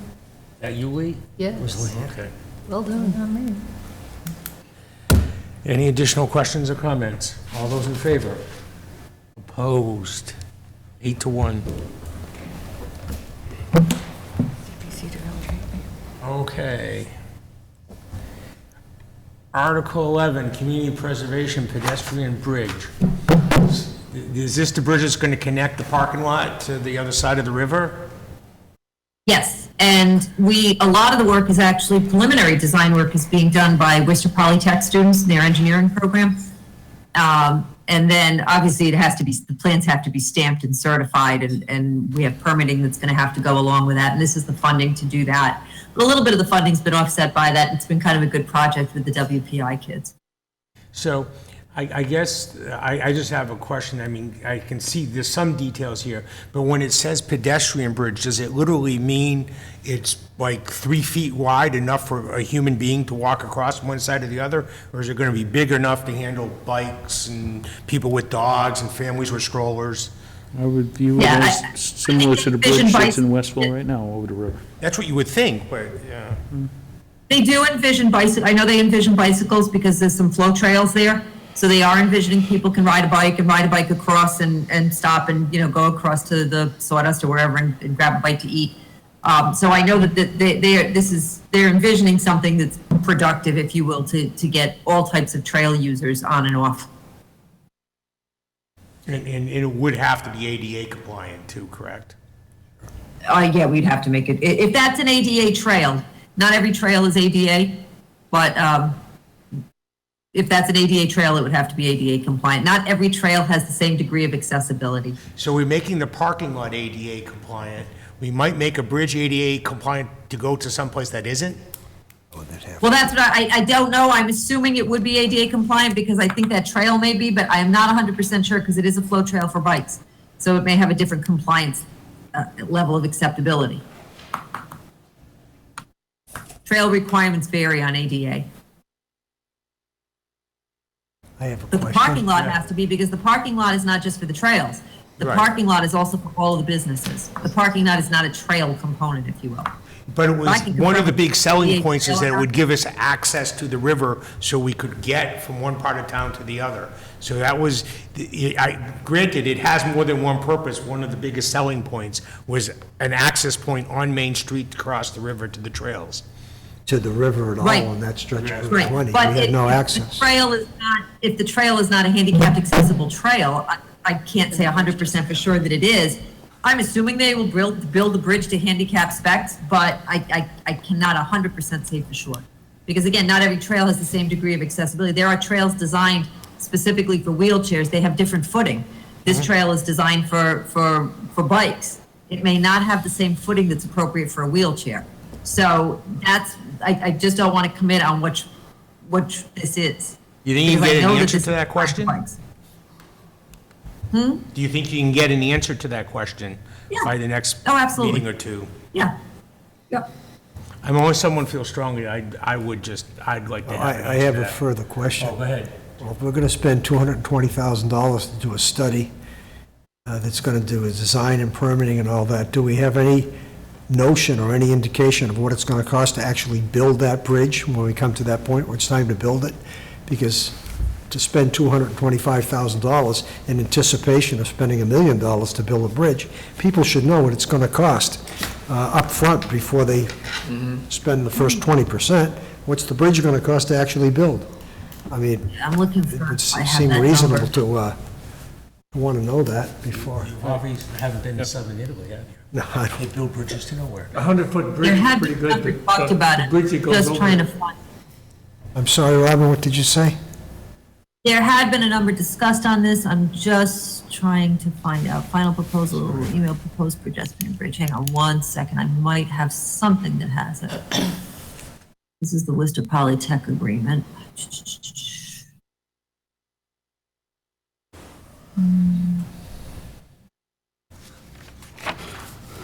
Yeah, I don't have the number. I will, again, I'll get that for you too. I'll get you the final number. I actually thought I did have it somewhere, but I don't see it here.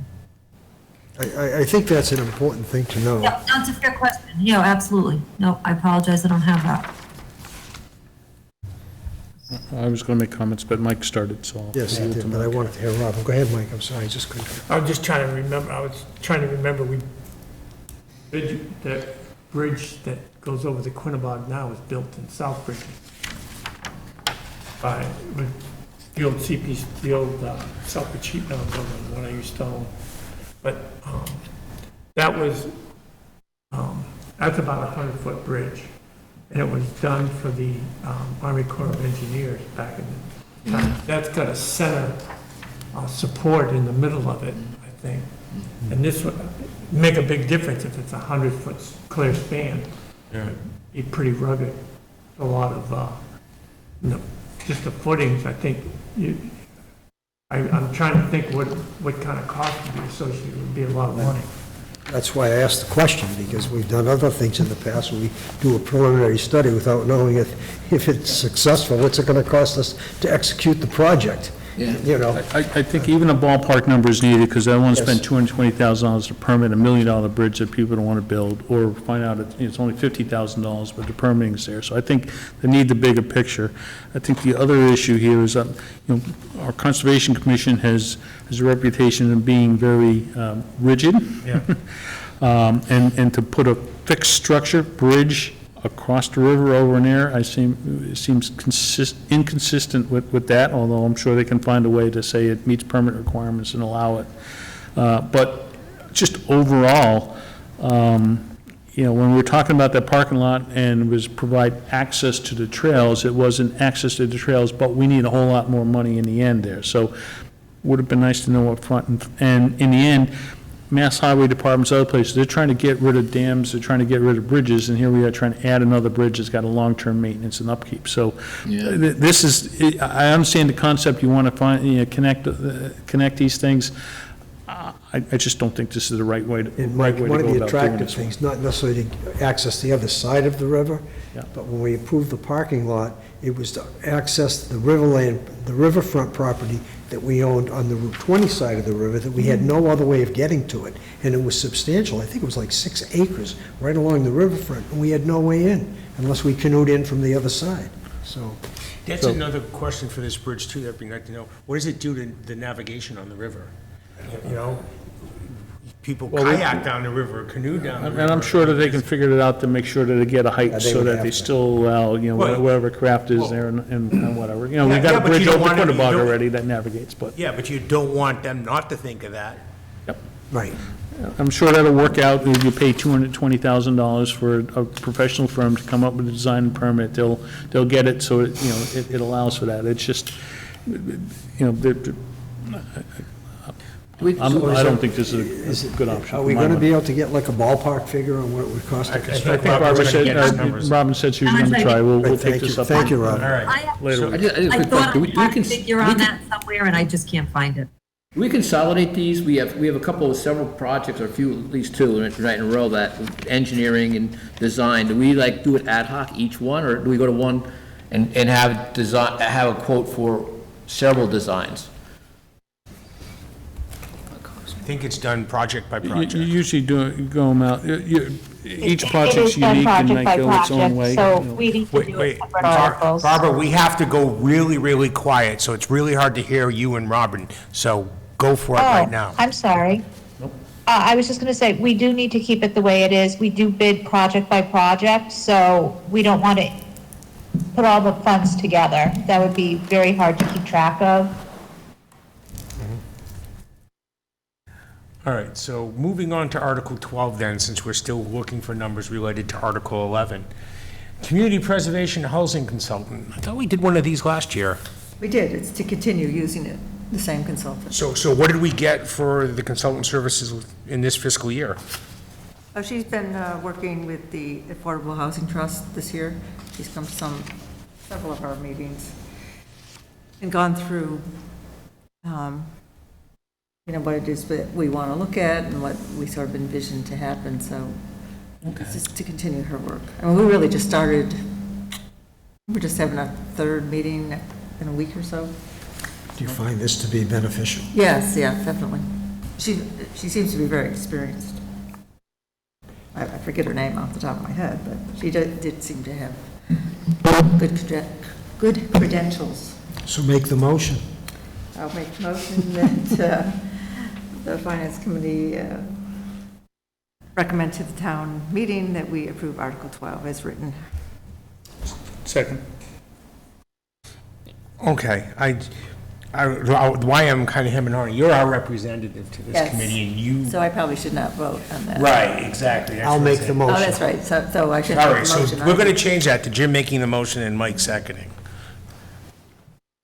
And it's, going back to what Larry says, most people participate on the committees. If you actually vote in that committee, traditionally, you don't vote here. You're not getting 2 votes on the same topic. Okay.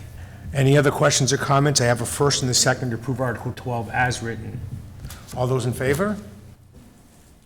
Opposed and abstaining? 8 to 0 to 1.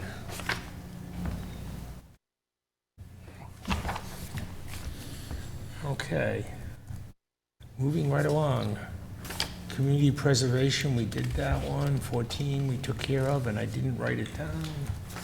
All right.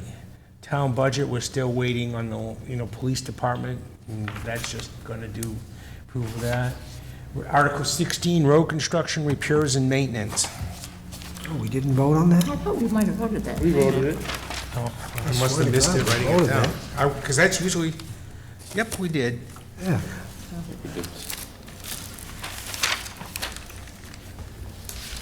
Thank you very much for clarifying that. And Public 17, access, 18, we 19. did. STA, we did. Betterment, we just took care of that tonight. Capital improvement, we, Did I update on capital? yep, There was a discussion on the Turner Field fencing. yes. We're just gonna, we're gonna withdraw that. So we're gonna remove it from the article? Yep. Okay. We may look at some other funding sources. We could look at, we did look at some repairs. Repair would be cheaper certainly, but we're not sure yet if we want to do that route or, some good questions were asked, or if we do want to go with the higher fence. And so we're probably going to look at some ARPA funding for that. ARPA did, the public supported recreational use of ARPA funds. So it's an inexpensive enough project, we can absorb it there. I was looking for It'd be what good the to use that number. funding. I don't think we voted that one. No, we We were didn't. waiting. I know on that we question. had a lot of discussion on it, and I'm just looking, so in what the Board of Selectmen acted on, did they have that item in that table? And they voted to approve? They did. So I don't, at this point, that's a good point. Is it Well, better our just to leave it substitute and motion would make a be for the- substitute motion on the floor? Well, our motion would become this article without that Right. thing in it. That's fine. Yeah, I'm just looking for, trying to calculate what the new number would be. Yeah. And so 691, 620. 691, 620, thank you. No, check your math. No, it's not 691. 635. It was 35,000, not 3,000. So 32. 69746. We leave the grammatical stuff to you and the math comes to this side of the table. 662. 661, 620, does everyone agree with that number? About 661, 620, yes. Okay, 40, yeah. all right.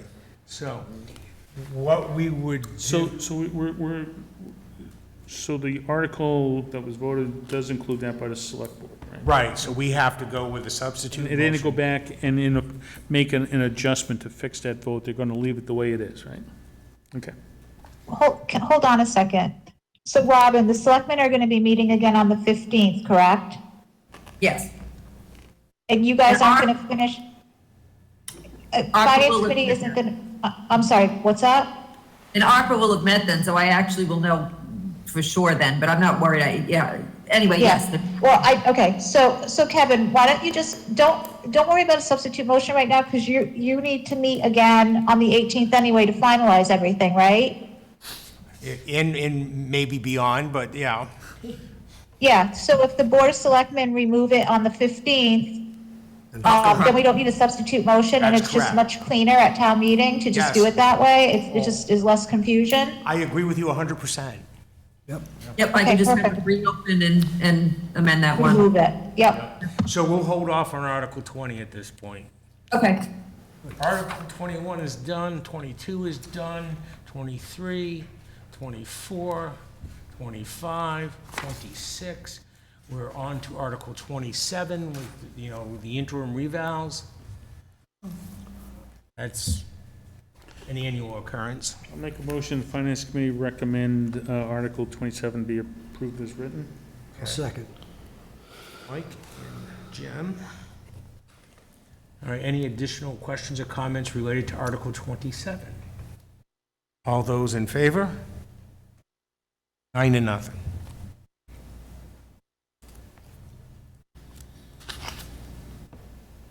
All right, 28. So this is creating a new revolving fund for the Sturbridge Farmers Market. Tell me what it'll be spent for. So Kevin, Yes. I'm gonna just ask if you can just hold this one till next week. Sure. Thank you. No problems. And the next, we will hold 29 too, just for whatever it is you need to get work out. Yep, thank you. Yep. Article 30, Water Department, I don't have one with numbers, so we're skipping that. Same thing with 31. I assume that those are, the BOS have it, and we're going to get them in the next updated warrant? Yes. Yep.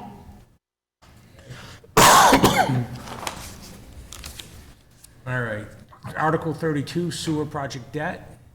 That's paying for sewer project debt, so I mean, there's not much we can do about that one. Right. Make a motion that the Finance Committee recommend town meeting approve the article as written. I'll second. Okay, Mike and Jim. Any further questions or comments related to Article 32? All those in favor? 9-0. All righty. Article 33, inflow and infiltration study and repair. Can handle that one. So again, this is the fourth of a 10-year program.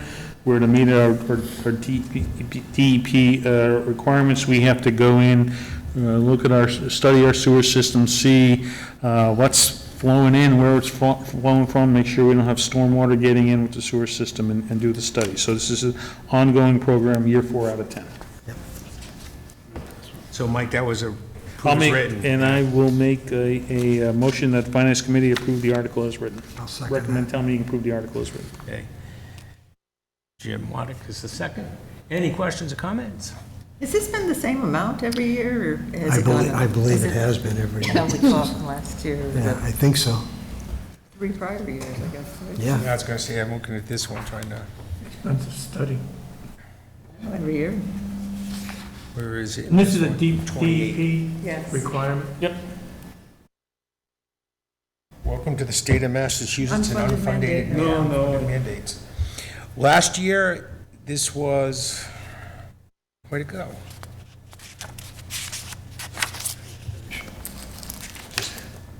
Sewer, water, sewer Could project look at it betterments. myself ahead of time. It was $90,000 last year, too.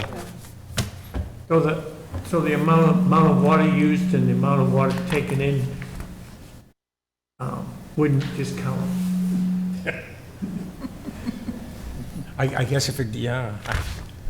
I don't know if they would simply allow that. You know, that even, if what we take into the park is greater than what we are pumping out of our wells. Yeah. So what happens after So 10 years? let's go back. Yeah, I guess that's right, because not all water that flows from the water system into a home necessarily goes down the sewage system in there. You know, somebody may have town water but a septic. You may use it for washing your car, doing your lawn, and doing some other No, purposes. I understand. I used to have a house on Fifth Kill, we had town water, private septic. And the other part of that is, even if the numbers are kind of close, you still need to make sure that, stuff from, that your sewage system is contained, that you're not getting inflows from other sources at other areas. I think that's the gist of what this is about. They don't want water that doesn't belong in the sewer system Yeah. ending up in the sewer system. No, Just a lot of money. Everything about water and sewer is a lot of money. Yeah, no, I know. That's the city of Worcester. But I guess the question is, so what happens after 10 years? We're good? We don't have to do it again? We've for- gone through and done the study, and the system should be, good for a while from there, so that you don't have to go back. You've gone through your system, you've looked at it, you studied it, you've fixed any problems, and if you had a new, break-in or something, you probably, hopefully would have picked it up in some other fashion in there. If your results are good, they'll give you a year off. If they're not, they'll harass you for another 10. Yeah, it just seems like, So it's like you spend $1 million for these tests, Yeah. at least. yeah, if it's 10 years at 90,000, yeah. it's $1 Yeah. million bucks. I would imagine by year 6 or 7, it's gonna start going up. Yeah, probably. All right.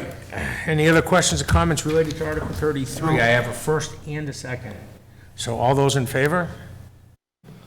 With 9 regret. to nothing. Who's the second, Kevin? I have Mike as the first and Jim as the second. Thank you. All right, so moving on. Article 34, and there's another one, stormwater. But this is the feds, EPA. Oh, okay.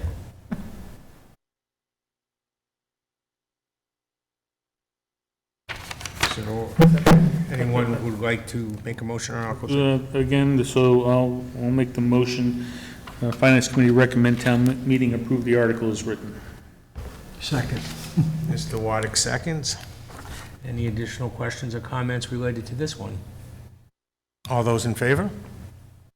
9 to nothing. So to be clear, 33 was what's going through your sewer line, 34 is what's going through your stormwater system that only gets discharged into streams and other water bodies. So this Who is, usually does them, like time bond or? Yeah, a firm like that, yeah, some engineering firm. don't we have I think we have a town engineering firm. Isn't Ty and Bond like Copeland and Page, the town's engineering firm? They're everywhere. I guess, I'm going to assume that nod was a yes to that question, okay? They do a lot of our work. Okay, Article 35, tree removal and maintenance. This is, So this came in through the tree warden. We have, as you know, a lot of tree issues in town. You saw an increase in his budget. A lot of that increase has to do with the dead ash trees that we have. This is above and beyond to do a pretty major cleanup, as opposed to being reactive when trees fall down and dealing with the risk and the damage, whether it's property damage or human life and limb damage. The tree warden really felt that we need to do a cleanup, and it makes a lot of sense. We have a lot of tree issues right now. and is this concentrating on one area of town, or is it town-wide? This is townwide.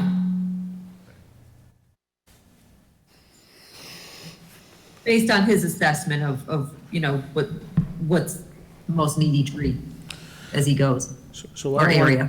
I don't want to get into a debate on free cash again, but I kind of look at this article and go back and say, we're a lucky town. Now, we can sit here and put $100,000 to take care of trees. There's a lot of other communities have very minor budgets, and they're just dealing with the emergency ones that really have to take place and whatever. And this is not in isolation. We gave Tommy $250,000 a few years back to go through to clean up or whatever else. At this rate, we're going, we'll take every tree out of town and get rid of it, but it's a lot of money if we truly have danger trees, and as a town, we can afford that because we got a lot of free cash, and we'll give the money back to residents by taking care of problems now because they come worse later on. But there's a lot of other communities who will be looking at us with a lot of envy because, they're getting by with, $10,000 budgets and handling, which tree or trees, 10 trees are we doing this year, not this broad-based program that we have here. And I just want to follow up, you're right, because not only is it there the danger, but also the inconvenience. I mean, if these come down on power lines, people lose power. There's a cost to people. If their refrigerators aren't with power, they lose food. So this is really important, and we are very lucky to be able to fund this. How does this fit in with a National Grid or utility companies that go around and cut limits down where it doesn't hit power lines? And Yeah, they trim around the lines. so this is not to trim around the line so people don't lose power and have spoilage in the refrigerator. Well, no, it does, because there are trees that may not be right around the power lines, but if it's a 40-foot tree and it comes down and it drapes a power line, that's not one that Grid's gonna be cutting. Grid cuts the ones that are growing right around the power lines, or something they see as an immediate threat to that line right there. But if we have large trees come down that are dead, and we know they're gonna come down and they're 30, 40 feet tall, they're gonna take lines with them. And those are not trees that Grid is necessarily going to. I probably have have cut down. 6 on my property that are dead, ready to come down, that are on the town right away, that the town should clear out. I mean, when they come down, they're gonna take out a lot of stuff. And God forbid if it comes down across the gas line. Yeah, I tried to convince National Grid to take 2 of mine down on my property that would take out the whole neighborhood, and they said, no, too far away, they're 25 feet away, so I just shelled out $2,000 to take my own dead trees down. Yeah, every community looks for the electric company, having worked for them for a while. Hey, we take care of the trees for us, because they're in the lines, but again, they're doing what they need to around the wires just to create the clearance. That tree that's 5 feet away, close, yeah, it will come down, take the lines, they'll come down and deal with the power outage, but they're not in the The business to clean up storage right everybody away else's is trees. bigger than you think it is too, though. I mean, what the town owns, it's 27 feet from the end of the tar into my property that the town right away from Fisk Hill Road. Oh, really? 27? Oh, yeah. That's a lot. When I built my walls, I had to build them purposely back so I wasn't on town property. Wow, that's a lot, that's long. I'm glad you built the wall and didn't use that as your front lawn, and then when the town takes it to widen Fisk Hill Road, you're worried Yeah, about, either way. it taking your front yard. But I mean, it's just amazing how big these white arrays are. I mean, it's not the road you just see, the trees right along the edge. They can go back in the woods quite a distance.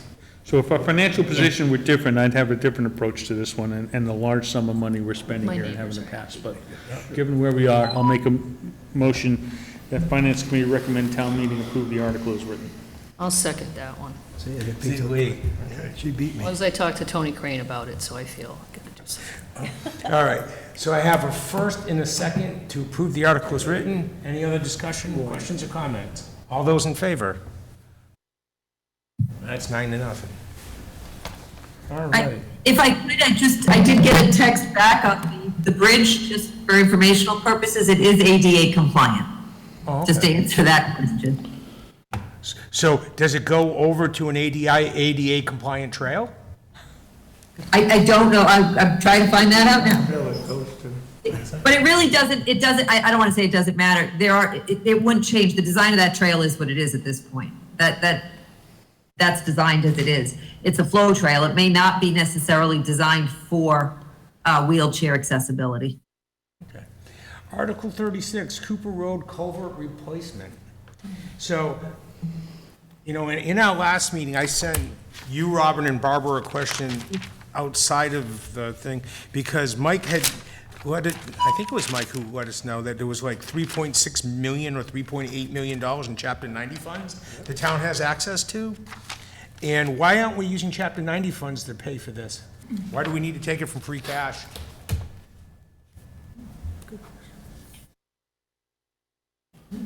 Well, so Heather did respond to this. She likes to leave about $1 million of cushion in Chapter 90 for an emergency, which is a reasonable number. She anticipates using about $500,000 this year for paving. And then she did say that the Holland Bridge is very likely to need repair.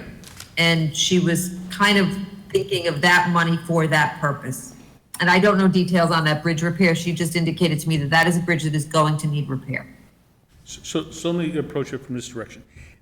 If town meeting gets shocked by this number and doesn't want to appropriate the funds, the option is just leave it the way it is and hope the road doesn't wash out or flood out or whatever else. Or if it does and you need to make repairs, Heather can use Chapter 90 funds to pay this. So now the question comes, you got $3.6 million in Chapter 90 funds. You could spend it down, but that means we don't have money in the bank for other road repairs, other things that come up. So, and that money doesn't necessarily go up by $1 million a year after. It builds up over time based on a formula. We still have the $1 million in free cash that we didn't spend.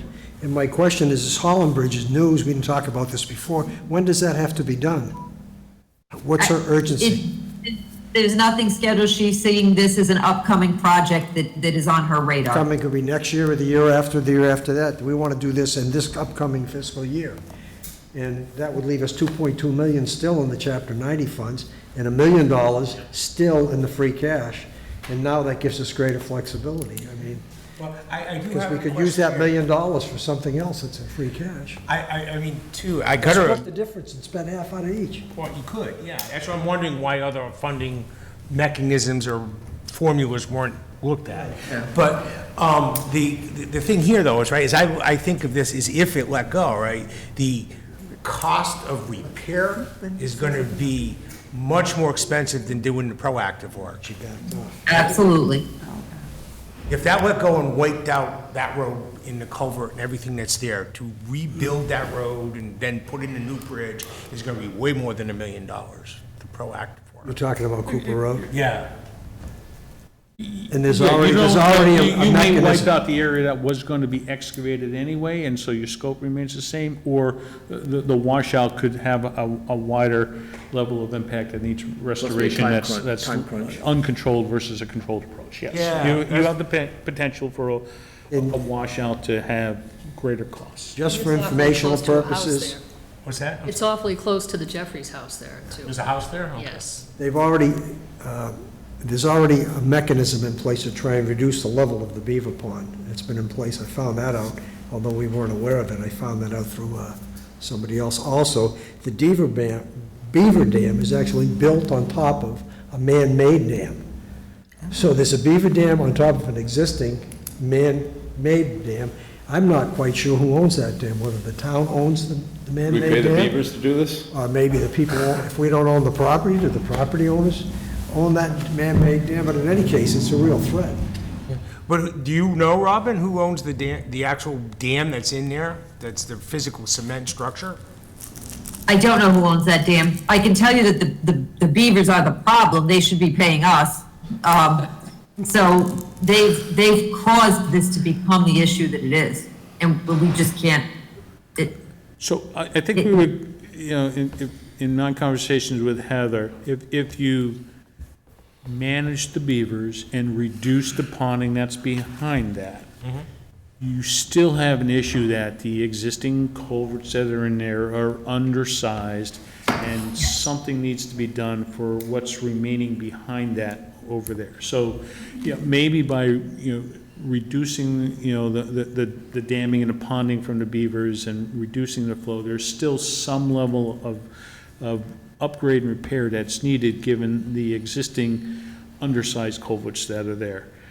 Now, that doesn't take $1 million project and say it's only 200,000, it might be 900 or 800, you haven't quite gone to that level, but I do know there's ARPA funds going on to do the design. Part of this, I'd say, you know, is it really $1 million? You know, we haven't done the design, are we gonna come back and ask for more, you know, whatever, but this is, you know, part of this is if you don't approve it, we leave $1 million in free cash, complete the design, let's get a better idea as to what the number is and make sure we got enough money. Did we take $1 million and spend it on something else, and now we have to find another funding mechanism for this? Well, DPH told me that the mechanisms are already in place to try and reduce the water level, but it's not effective enough to accomplish what the objective is. And the only way to eliminate the problem, quite honestly, as brutal as it sounds, is to eliminate the beavers. Then you could drain the water down to a level that wouldn't endanger the road. But that would entail getting rid of the beavers, and that opens a whole new problem in terms of protection of wildlife, et cetera. I don't know that you can, when you say get rid of them and lower it to the point, I wish that were the case. Let's find them a it's new called home, pond let's leveling. reduce the pond level and live with the existing culverts in there. The answer is no, you can't, because they're undersized, we have to do something. The level of washout would go away, and potential downstream impacts, because the water level and ponding is lower by the beavers, is of value to to those who are downstream, and eventually it lands on Route 20. But I haven't Anyway. seen the study, but if you remove the dam and gradually reduce the water level, you may end up with a stream instead of a pond, and then you have a whole different thing to contend with in terms of the infrastructure that has to be done.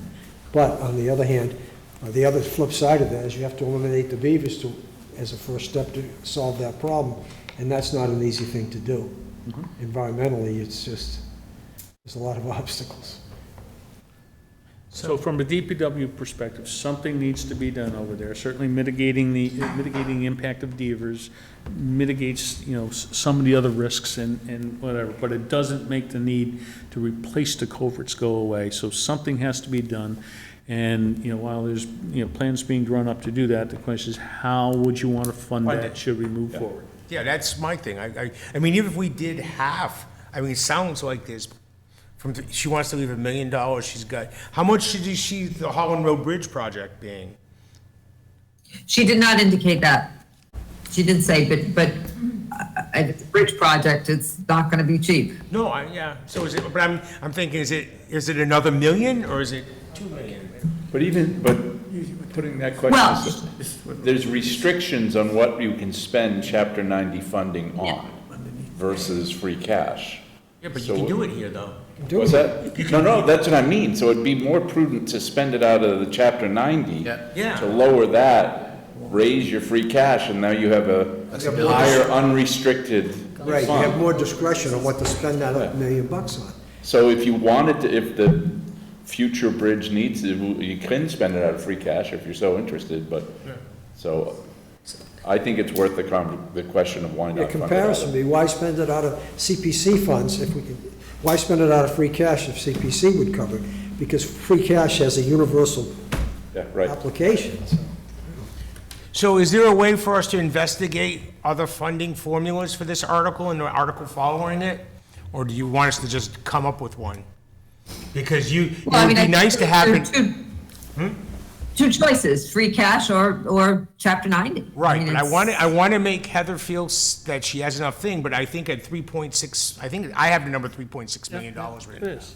So you could easily spend 1.6 out of that, and even if you just funded half of this at 500,000 and 125 for Article 37, that still leaves her quite a balance in her Chapter 90 funds. And let's go back to discussions we had, first night here and last year, where we used to fund road program about $400,000, $500,000 a year. $500,000. We've only been putting $150,000 in. We keep questioning at the start of this process, is that enough money to support the roads? And it's because we have Chapter 90 money. Now, if we spend the Chapter 90 money down by $1 million and keep this in free cash, we'll need to start coming back next year and the year after to say 150 is not enough. And I think those are reason appropriate articles. We'll have $1 million So of we're whatever going we to do. need to start putting money back into our piece to make sure that she's got that,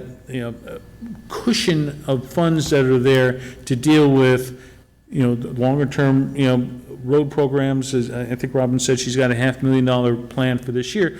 We're only putting 150 of town money in there last year. So it's that pool that's built up over time from our expenditures and Chapter 90 that's funding those future plans versus, articles strictly related to the roadway. But in a situation, I feel that you can use money that's in a restricted capacity to conserve money that you have freedom to spend Restricted. across I hear you. all Yep. lines is the way to go. And I'm willing to say, we're not going to fund the whole thing, but if we took 50% of it, you're only talking $625,000. Could I ask Barbara a question? So if we wanted to use Chapter 90 money to do that, do we need a warrant article that says, take X dollars from Chapter 90 and use for whatever? Or do we just, or do we just take no action and then she can spend the money however she wants? You do not need a town meeting vote to spend Chapter 90 money. So, so Kevin, where you're going there is, a recommendation could be, from us, to appropriate $500,000 from free cash, and in a summary thing saying, we feel the additional monies, if any are needed, could come from Chapter 90 expenditures and do it in that fashion. Okay. Yeah. So the first question is, should we, yeah, all right, I guess we go, I'm trying to figure out, should we feel that there's some funding there so that she can move forward with the plan, however it comes out from the design stuff? But, you know, I guess in the end, if town meeting even said, no, we don't want to put that money aside, let the road flood, we'll take our chances, and she's got a problem, she does have to Chapter 90 approach in there, so. So Robin and/or Got it Barbara. one way or the other. So Robin or Barbara, whoever, can you, by next week, can you get with Heather and kind of get what her thoughts are with trying to fund this with 50% from the Chapter 90? 100%. Again, either I way. think Either way, I but can go trying to- back with my conversations with her. You know, the worst case is if I don't get the funding for whatever reason, and I have to do something, she has Chapter 90 money in there. So Right. it comes down to, you know, I'm trying to do my job, I'm trying to do this, and, you know, let me know how much money I have to spend, and I'll do the best that I can with what I got. So, Yeah, I'm not we could looking do to that wipe her again, out. but I think in my conversations with Heather, something between 0 and $1 million will work. And again, if you don't give her enough, Chapter 90 is her option if she has to move And forward. if she goes to, next year, we have a warrant article that puts $500,000 into a roads account, back like we used to do. But this article does not mention anything about a study. If we vote in the article, it's gonna be done. There's no like, let's look at the beavers and let's reduce the water. It's done. We're saying it's gonna be done, period. Yeah, it's gonna be done. No I mean, studies. You're still gonna have to do the engineering part of it. Well, let's go. This appropriates money for doing the work. There is ARPA funds that were set aside to do the engineering to come up with exactly Yes. what it is. And that's moving forward. And as part of that work, if there are mitigation things that can take place with the beavers, that can all take place under, you know, what's already funded in other mechanisms in the day-to-day operation of what's going on. So They're already doing studies on this right today. they're already doing They already engineering. have things, yeah. money set aside to do the engineering study, and they're doing it. Is that last year's budget or? No, that's the opera fund. ARPA money. Oh, okay. So we'll know whether we even need to do I this. mean, I can tell you when I asked her, as I said, she said we could, but she has concerns because of that Holland Bridge potential for a project, and she, no, I didn't say she can't do it out of Chapter 90 money, but I got the sense from the response that she would have some concerns if that Holland Bridge project comes out, that it has to be done this year. Well, we've got Plan So B. then we could come back at a special or something else and say, hey, now we need, you know, she asked for $1 million, we only gave her a half, because we come it over here. Now we drained out of the bucket, but she needs money to do this other piece that was gonna come under that bucket next year, and, you know, we're back around, so. Yeah. So this is contingent though on the study, the results of the study. No, it's gotta be done. The total pool of funds doesn't change, it's just which gets used and what priorities. Well, when you say study, I'm saying, we're not, I don't think she's studying, should we replace the culverts or not? What she's saying is, we need to replace the culverts because they're undersized even without the beaver pond behind it. And are hiring an engineering firm to develop, it's kind of like the senior project, right? Senate project, to go out, do the analysis, do the design, come up with what size culverts are needed, what's the design, give me a bid package so I can go out to bid and get a price. And when the bid comes in, she's got under this article, $1 million set aside to do the work. If it comes in over $1 million, then, you know, she can use Chapter 90 to supplement it or come back for more funding. If it's less than that, then they spend what they need, and the rest of the money comes back on the other end. Makes sense. Okay, but do we need a culvert one way or the other? Run Do we something need tonight, or it? we So, don't? Yes. Yes. Yeah. All right. Does anyone feel strongly to make a recommendation on this one, or do you want to hear more information? I think the issue is how much does the finance committee want to, you know, take from free cash versus other mechanisms to fund this? I haven't, traditionally, I don't make the motions, except for things I'm doing. I'll make a motion, I'll recommend that the motion, the Finance Committee recommend to town meeting that we fund this project on Cooper Road using Chapter 90 funds. And the rest of the language, fill in as you will. I'll make that motion. So your motion would be, The full $1 million. Take no action. your motion would be that we take no action. Okay, actually, to take no That's action, not our and then a decision. substitute motion. No. Decision to no. use chapter 9. No action. Your motion would be, we Oh, okay. take That's what I no mean. action, and in the summary box, we say. Recommend. There are Chapter 90 funds available to do this work, and we recommend that we take $1 million out of the $3.6 million budget to fund this. That's how we have to do it, that's what I Some- recommend. So your motion is to take no action Take on no Article action. 36, which would basically say, we're recommending that the town does not authorize a transfer from free cash. Right. All right. So Article 36, no I think action. we should make that clear in the, Yeah, the summary box Box needs to be then. clear, yeah. Mike Well, said- whenever we take no action, there's always a box very specific under our recommendation why we've taken no action.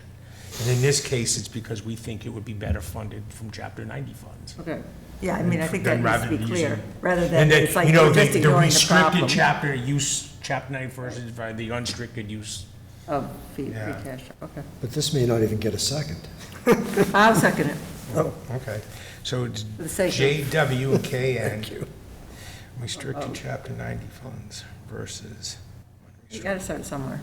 yeah.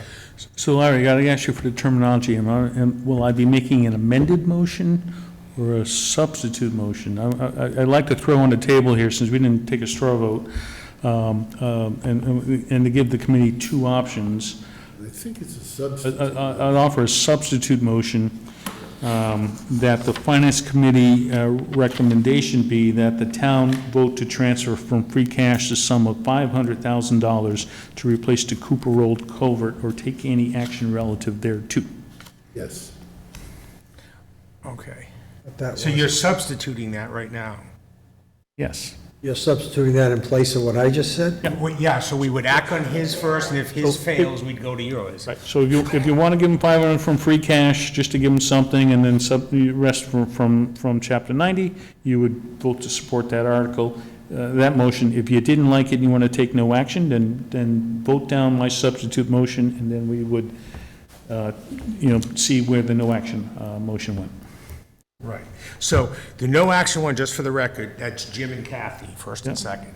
So Mike has now substituted a motion in front of that to do $500,000 in free cash. And then the remainder from Chapter 90, and that'll be explained in the summary box. Right, your motion is just $500,000 from free cash. And how do the townspeople know that another alternative is to take 100% of the money from Chapter 90? Well, the article will still be there for $1 million. Right. And then our motion would be, the way it is for 500,000. Yeah, And we then they want can to have. change the actual. Excuse me, you're missing my point. Yep. My motion was to fund the whole thing or my intent was to fund the whole thing out of Chapter 90.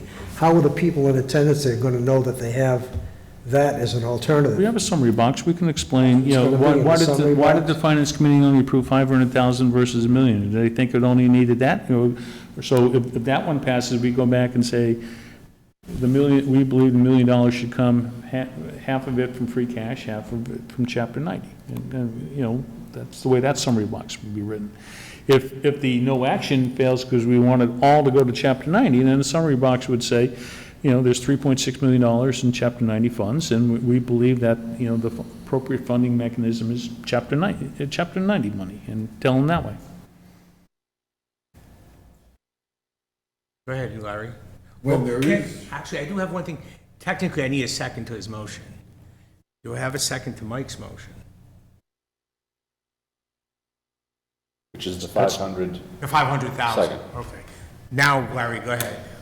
when there is an alternative to invading free cash, and there is a general view, I think, to preserve free cash to the extent possible,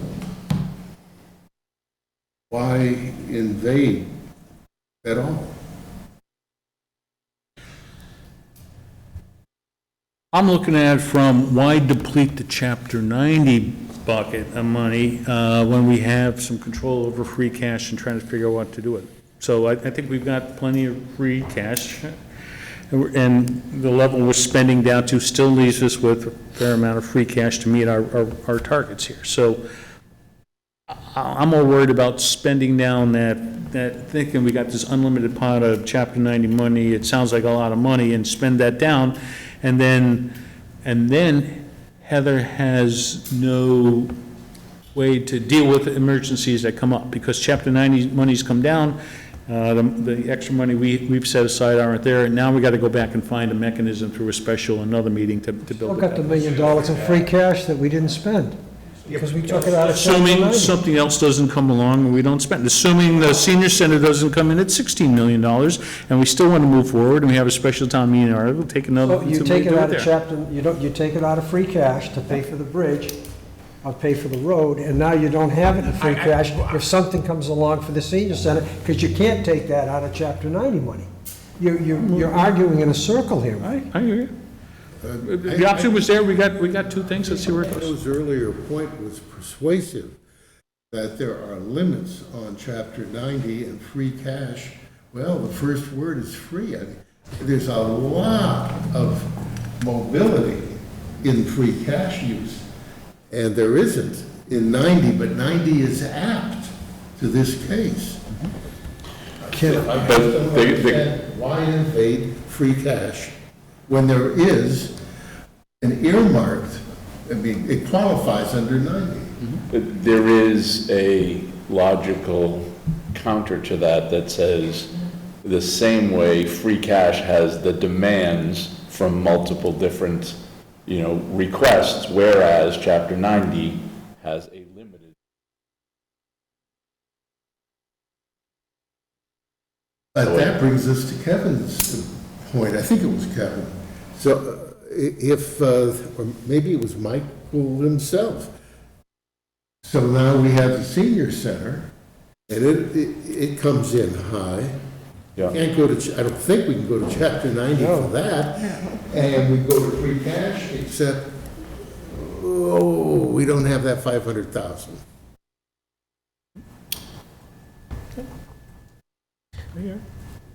Yeah, I understand both arguments, I guess what I'm saying. And that's why I'm playing Switzerland and splitting the baby. And I was persuaded to go with Kevin's suggestion for half and half, just the way the arguments on both sides. This way, we take a little bit out of both pots and don't drain them all, and get the money set aside. And I make a recommendation, because. Yes, we do, we have a second now. So, okay, because we have to do this, but I just want to bring something up that probably, did any of you watch the meeting Monday night? No. No. Okay, so no one here is aware that one of the selectmen made a motion, and it was voted and approved, that money that was going to handle stuff that was going to come out of the sewer reserve fund and so forth, all of a sudden the proposal was made to take that out of free cash to the tune of, I think, $750,000. But Robin, you were there, so you can advise us on that before we get too far along. So all of a sudden, free cash is being diminished. Instead of taking that out of that fund. For sewer? They want, yeah, instead of it coming out of the. No. What was So that was a question that was asked of me the week before. Okay. If that could be done. I put tentative language in for them to review, but before they even reviewed it, I put it back to the original. Kevin and I had a brief conversation on it. I talked a little bit more with Barbara. We went back and forth on what we could do, should do, what made sense. And in the end, it was voted to stay with sewer. So it's coming out of the reserve nothing funds, changed. not coming out of free cash? Because No, I thought I heard the argument that since it's being used by the majority of the citizens, even though the non-sewer use fee, that everybody should pay for it, and it shouldn't, the burden shouldn't fall. So that got struck Yes. down, and it is coming out of the reserve funds for sewer. Okay, thank you for that Yes, clarification. yeah. Because I thought that was coming up next, and it's like, No, it's okay. Article 41, and I our see it. language I'm still looking at says it. free cash. I kn- Ours still says. Yeah, free but cash. it's, yes, because you have an old version that I told you I was gonna revert back. This is why I get worried when I send out drafts. I had put that in as a possible change because the board had talked about whether or not they wanted to do it, but I actually put it back before it even went to the Great. board. Thank What you guys are getting, unfortunately, are my drafts as I'm going. Yeah, but So, you do I apologize understand for too, that. is we have a tight time deadline, and we can't sit here I and know. wait for everything to be finalized, because then we're I trying to know, have but this- really meaty this- discussions, sometimes we have and we're gonna be here till confusion, 3 in the so I morning. apologize. Yeah, So. I apologize. The question comes down to, you know, there's arguments on both sides. I think we've had a pretty good debate, so, you know, if everyone's kind of got up in their mind the mechanism that they feel is best for the town, we can just see where the votes go.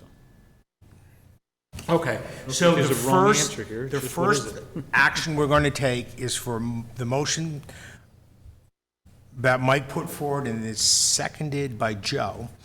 I can't read my own printing. Yep. That's going to substitute $500,000 from free cash. And I'm trying to get back to the article because I scrolled way ahead, trying to find it. So Kevin, 36. Yes, wait, hang on. Go ahead, Barbara. what you really need to do is you need to take a vote to see whether the substitute motion should become the main motion, because you have two motions on the floor. And then if the substitute motion becomes the main motion, then Jim's motion dies. If the substitute motion fails to Then become go the to main Jim. motion, then you go back to Jim's motion, which was the main motion. Right.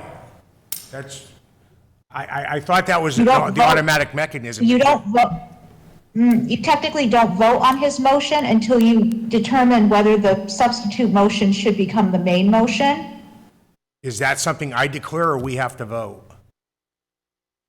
No, you have to vote on So the that. vote You is- call that vote. Okay, so So we're taking the vote. on my- we're not- voting not- to make your substitute the main motion. That's the first vote. Yep, yep.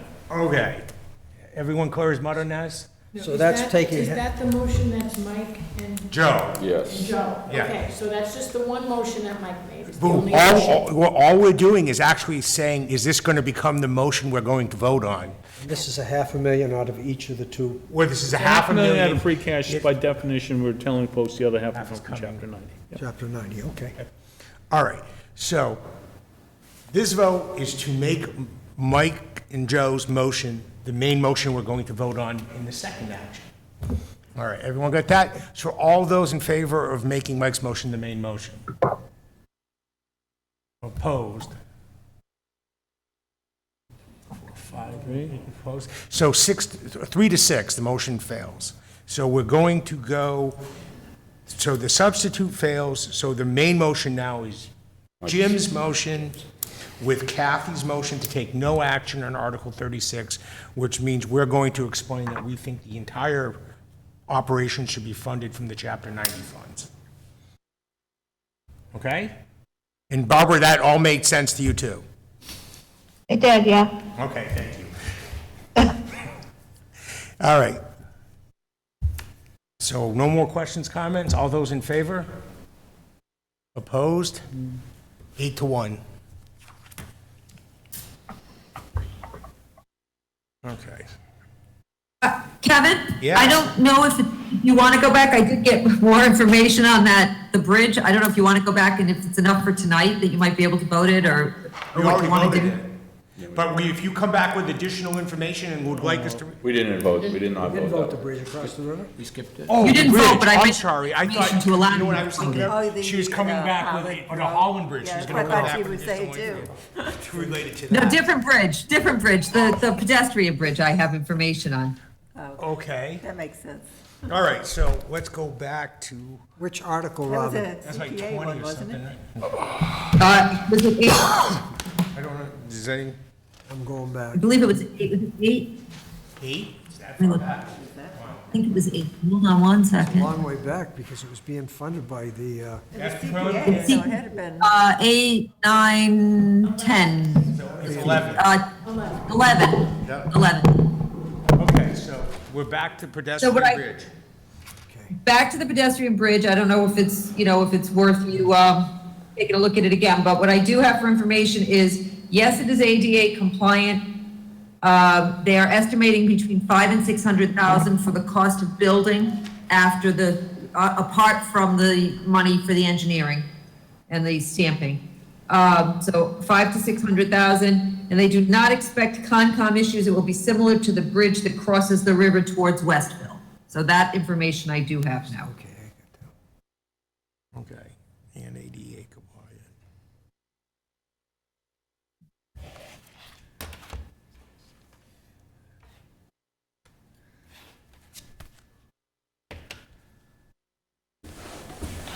Did they mention anything about, is it going to be arched enough to allow navigation underneath? They didn't, but they don't seem terribly concerned. They're saying it's very similar to what they have in other locations. DEP permit unless you provide for that. So, yeah. You have to- let's assume they got- Shampoo Road? Half the year, that bridge is underwater.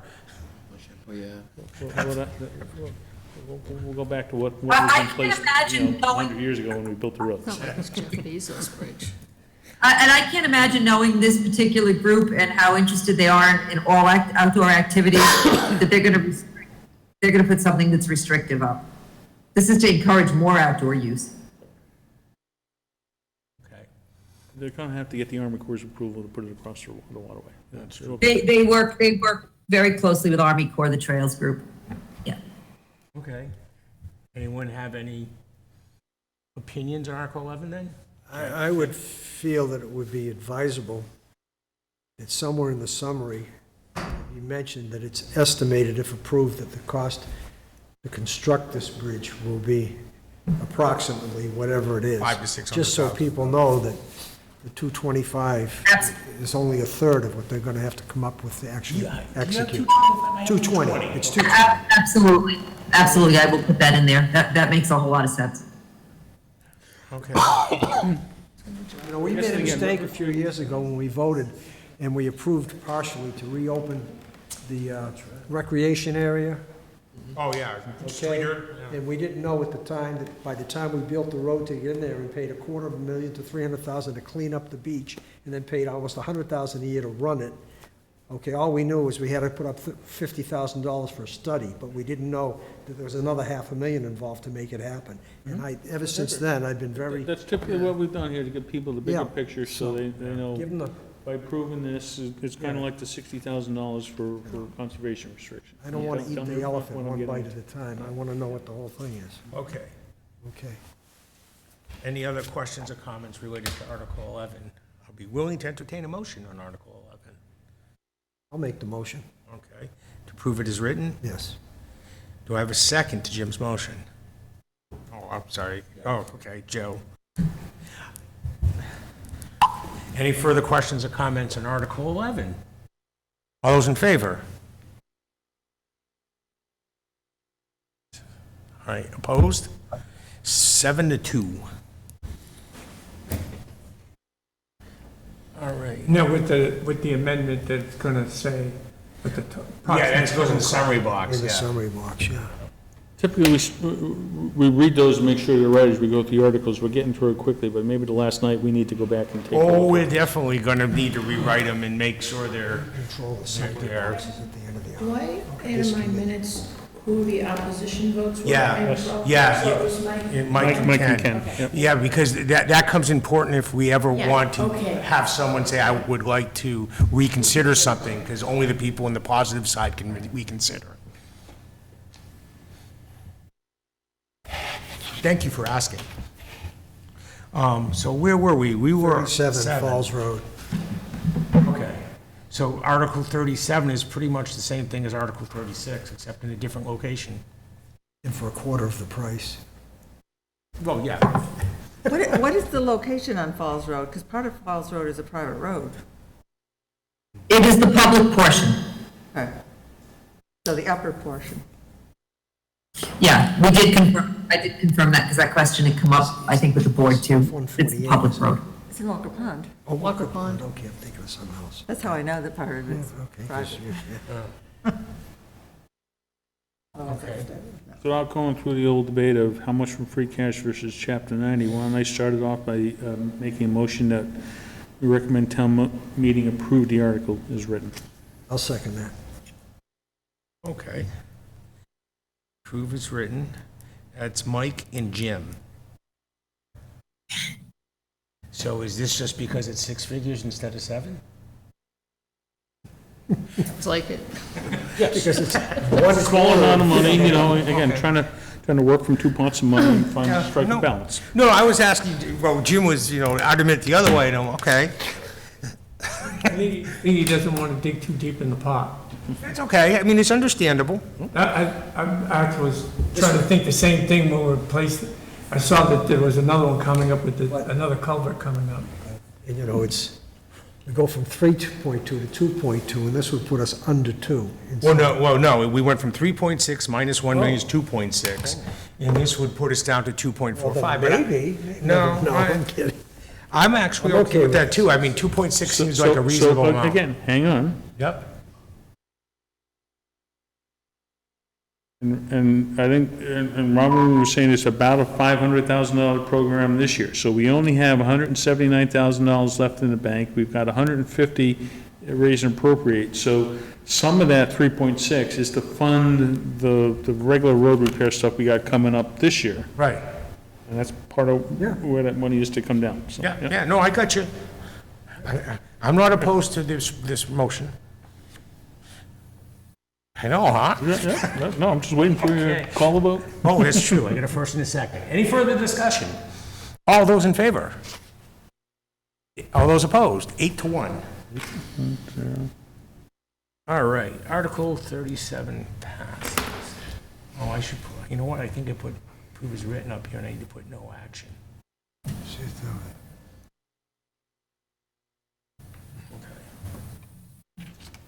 Establishment of a Sturbridge Disabilities Committee. Yes. Okay. So we've had just a couple things come up since I've been here that, addressing some ADA compliance issues, and we really don't have a lot of programming for people with special needs.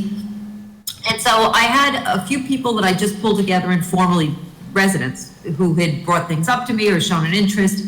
I had a person who had actually applied for a committee who it turned out is does architectural design for people with special needs and playground and whatnot equipment. Really interesting stuff. So I pulled this group together and I said, I'd love to put some type of a committee together to address the lack of programming for special needs and occasional ADA questions we get. And the more we talked about it, the more we decided it probably should be a formal disabilities commission. A lot of communities have them. By law in the Commonwealth, to establish a disabilities commission, it needs to go in front of a town meeting. And that's what this is about. This is not going to be a commission that's going to be enforcing handicap parking violations, things like that. This is much more focused. The law is there in place for that anyway. This is much more focused on just providing more accessible opportunities for people in town. So how does this commission fit into the structure of the town government? Is it an appointed commission, appointed by you, Yeah. elected? How does it? It's appointed, but if it falls, as we call it, a disabilities commission, it's going to be under the guidelines of the state. And the Commonwealth requires that so many people, I think it's just over 50%, have to be people with disabilities themselves on the commission. So there are some parameters on the appointments, but it then I think falls under the appointment category of I make the appointments with advice and consent of the board. Okay. Because But there it was does have some a discussion about. It is governed by the state. So this is one of the ones, though, there were some of these advice and consent stuff that the selectmen were giving up their responsibilities on, and you were just going to appoint, right? Some of these committees? No, those were separate. That's a charter change, and that has to do with DPW employees, that's more employee related. That's separate from the boards and commissions. Okay. Anyone else have any questions related to Article 38? Thank you for the explanation, by the way. All right, so we're going to have a motion on Article 38 for the articles written? So moved. Okay. Second. Mike, seconds. Any other questions or comments? All those in favor? That's 9-0. Thank you. All right, whoops. Article 39, floodplain. This is, you can kind of see the crossouts, what's getting removed, what's getting added, etc. Why are we doing? You get that, Robin? The question was, why do this now? Oh, because FEMA, this is a FEMA requirement. FEMA redid the floodplains and the flood maps. And we had public hearings on it. The planning commission has weighed in. Anybody impacted has been notified. This was all part of FEMA requirements. So they modified the flood maps, and they modified some of the requirements they have for bylaws in order for people in the community to, without these changes in the bylaws, would be inconsistent with FEMA, and people in the community wouldn't be able to get the coverage they have now. So this is one of those slowdowns. FEMA says you gotta have your bylaw reflect this stuff if you want to continue to have the cover, the insurance protection for residents. Yep.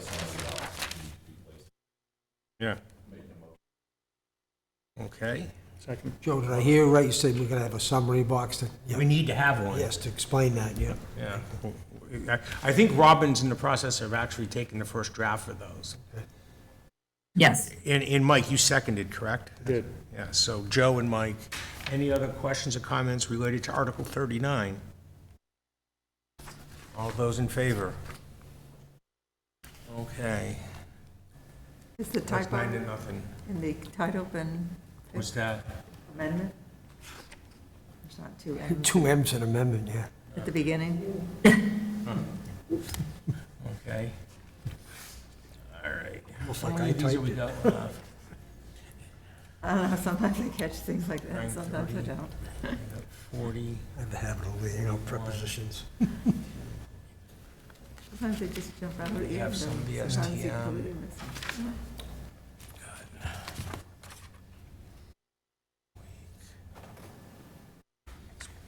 Catch. All right, so, Kev, yeah, go ahead.